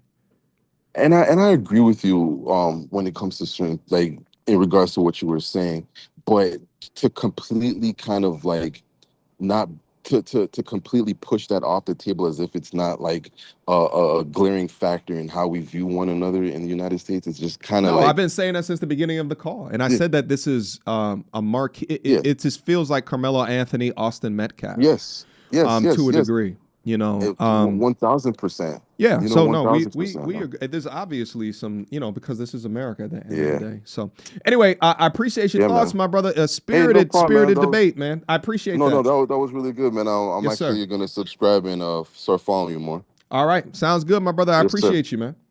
Yes, sir. Yes, sir. All right. All right, let me return. Oh, I'm starting to get this Zoom thing down, baby. Oh, yeah. I'm about to be a problem in the future. You heard? Let me try to figure out this multicast. We're going to continue on building the plane as we fly it, chat. Hello? Hi, MTR. Hey, what's up? How are you, Odella? I'm good. How are you? All right. Listen, what's your thoughts in regards to the matter? I think the whole situation is incredibly sad for just about everybody in the situation. I think it's sad that this young man has this much pent-up rage, that something that seemed pretty simple, because it looked like, you know, he got maybe tapped on the side of the head, so he felt a little disrespected.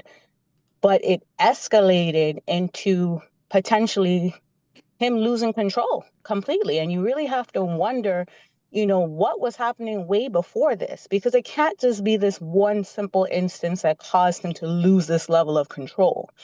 And it's also sad because it's also being egged on by social media. And the amount of people that have literally thrown their lives away for the validation of people they will never see is just mind-blowing to me. I was born in the late 80s, so thankfully social media only became a thing when I was like in college.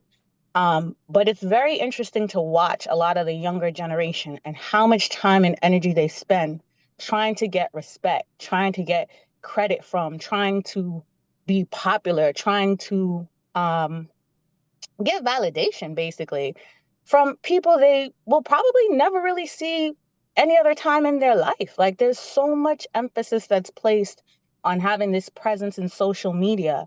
And it's almost as if people forget how reality works. It's like people forget there are consequences for the things that you do.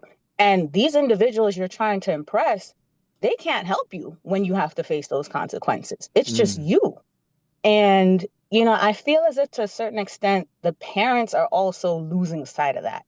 And that was the other thing that bothered me about the circumstance, because it did look like he felt pretty offended by what his father was saying and how his father was kind of joking about him and kind of making some, you know, off the collar comments.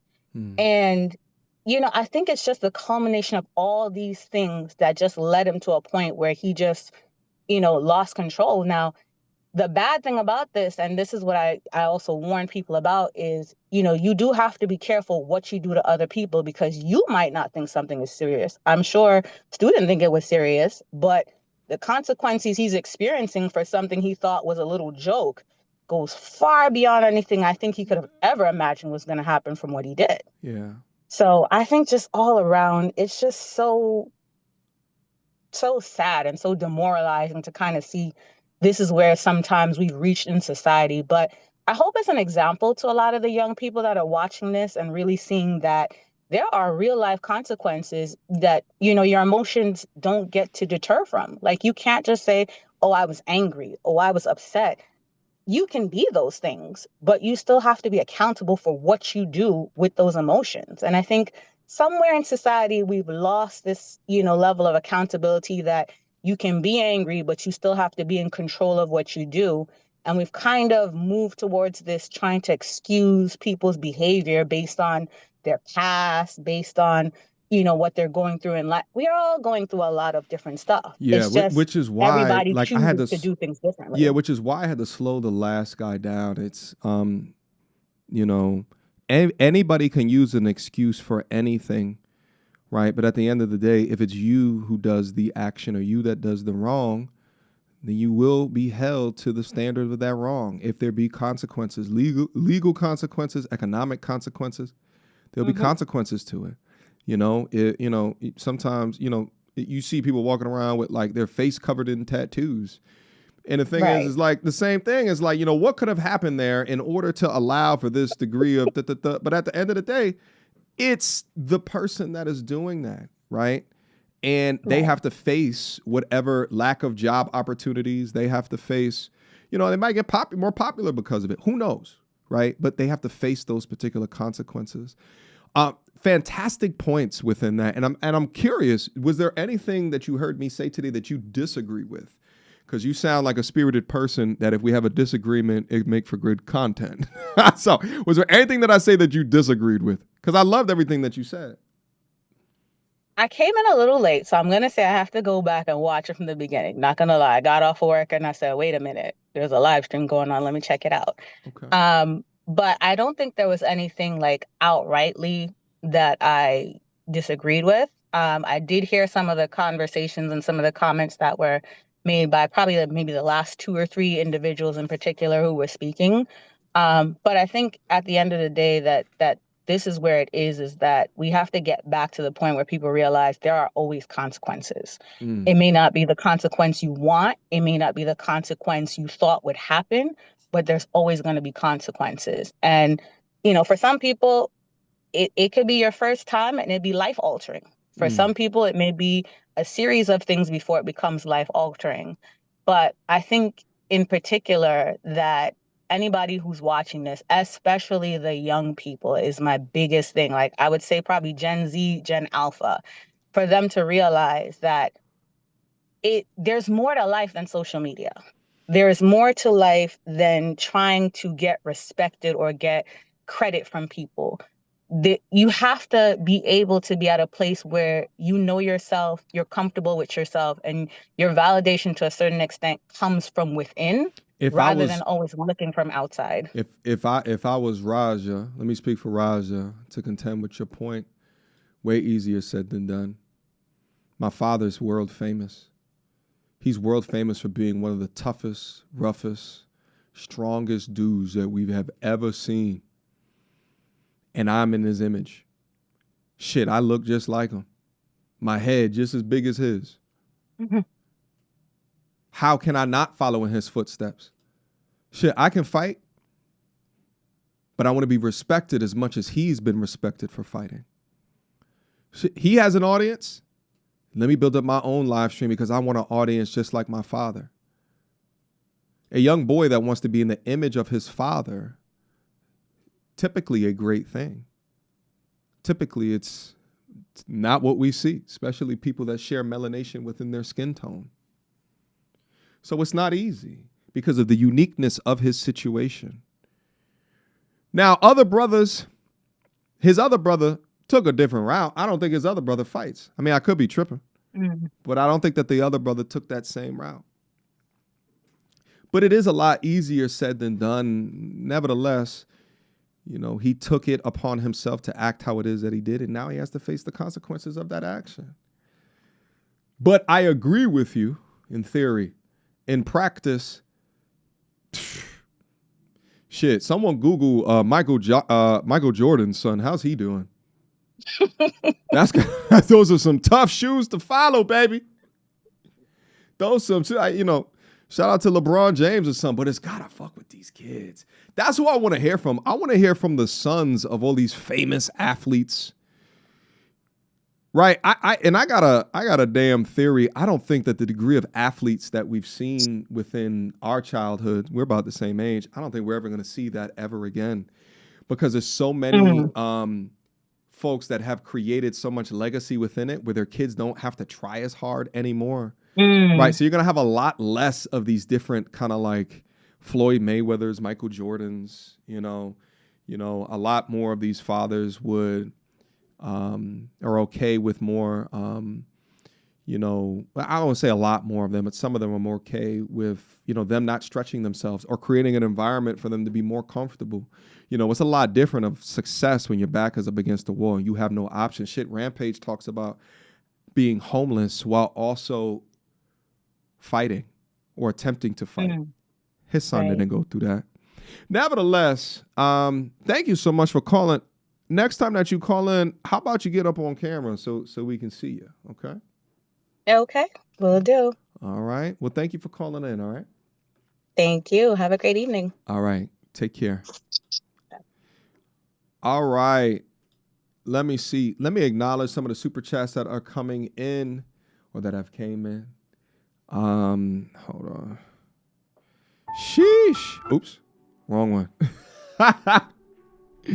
Shout out to everybody that's still down up into the building. I appreciate you guys for continuing to rock with me. All right. Oops. Wrong button.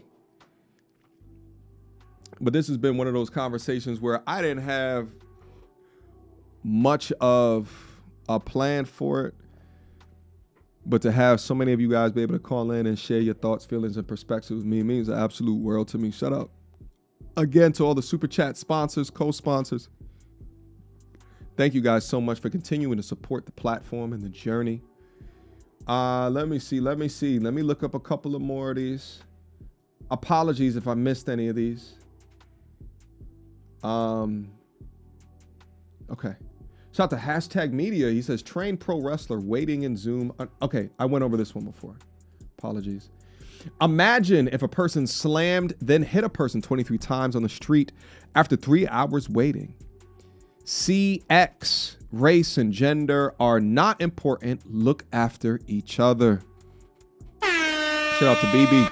Shout out to All Knowing. He says, this ain't boxing, it's pro wrestling. LOL. Shout out to that ancient man with a $10 holla. I wrestled with Quentin Rampage Jackson in college. This is history repeating itself. Dad went to jail, beat our college teammate near death with a phone because he wouldn't get off of the phone. Someone run the tape. Someone pull the tapes on that one. Okay. Someone pull the tapes on that one. Shout out to Ancient Man. All right. If that's true, that is wild. Shout out to Paul Carnes with a $5. Roger was rage baited by his chat. If he had turned off his stream, the night would have gone differently. I agree with this. He definitely was rage baited, but he translated what was people seeking entertainment into his future demise. Crazy if you think about it. Shout out to El Castigador. What up, my brother? My opinion is this young man does not have the heart of a fighter. He blindsided this man like a coward. He snuck up from behind. Punk. Move. Shout out to Mr. Parker. Raja will do 0 jail time. Shout out to Lethal Remedy. What up, MTR? This whole scenario was a perfect example of how, as men, we must get our emotions in check. Raja needs to use it as an example of what not to do after the proper punishment is passed. Shout out to Paul Carnes. There's no silver lining when he can't even own up his fault. Dude, blame the cameraman. Dude doesn't care. Shout out to the Lethal Remedy who follows up.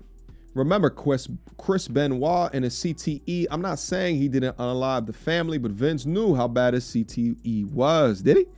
And only covered his injuries. Shout out to Doc K with a $10 super chat. Love the open discussion and the content. Shout out to everybody that supported this stream. Listen, there's like 20 people waiting back there's 15 people waiting back in the waiting room. Guys, I got to head off to my next appointment. I actually just missed a call and I have some boxing training to be doing later. Shout out to everybody that came through. Kingsley, are you going to help me say goodbye with him? You going to help me say goodbye with him? Guys, thank you guys so much for coming through again. Showing love, support to the chat, to the stream. Thank you guys. You know, this platform would not be where it is at today if it's not for the family that comes down up in it. And we continue to have these dope ass conversations. So thank you guys so much for your continual support on this platform. All right, guys, let me know W stream or L stream. Write it down up into the chat. All right, before we get up out of here. W stream or L stream. Let me know.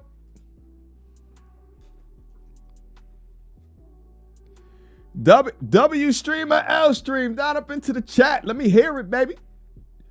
Thank you. All right. Psycho Stu about to be crazy as F now.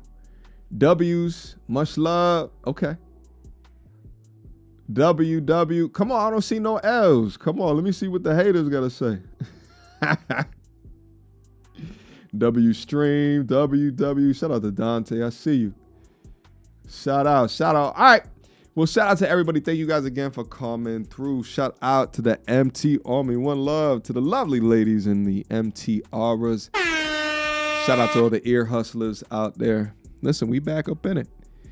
Let me know, guys, if you guys want me to continue on doing live streams on different topics, you know, come up here, have a discussion, have some fun. Let me know. Let me know down up in the comment section of the video. Send me a DM on Instagram or something like that. Let me know what you guys think about it. All right. Until next time, YouTube. Peace.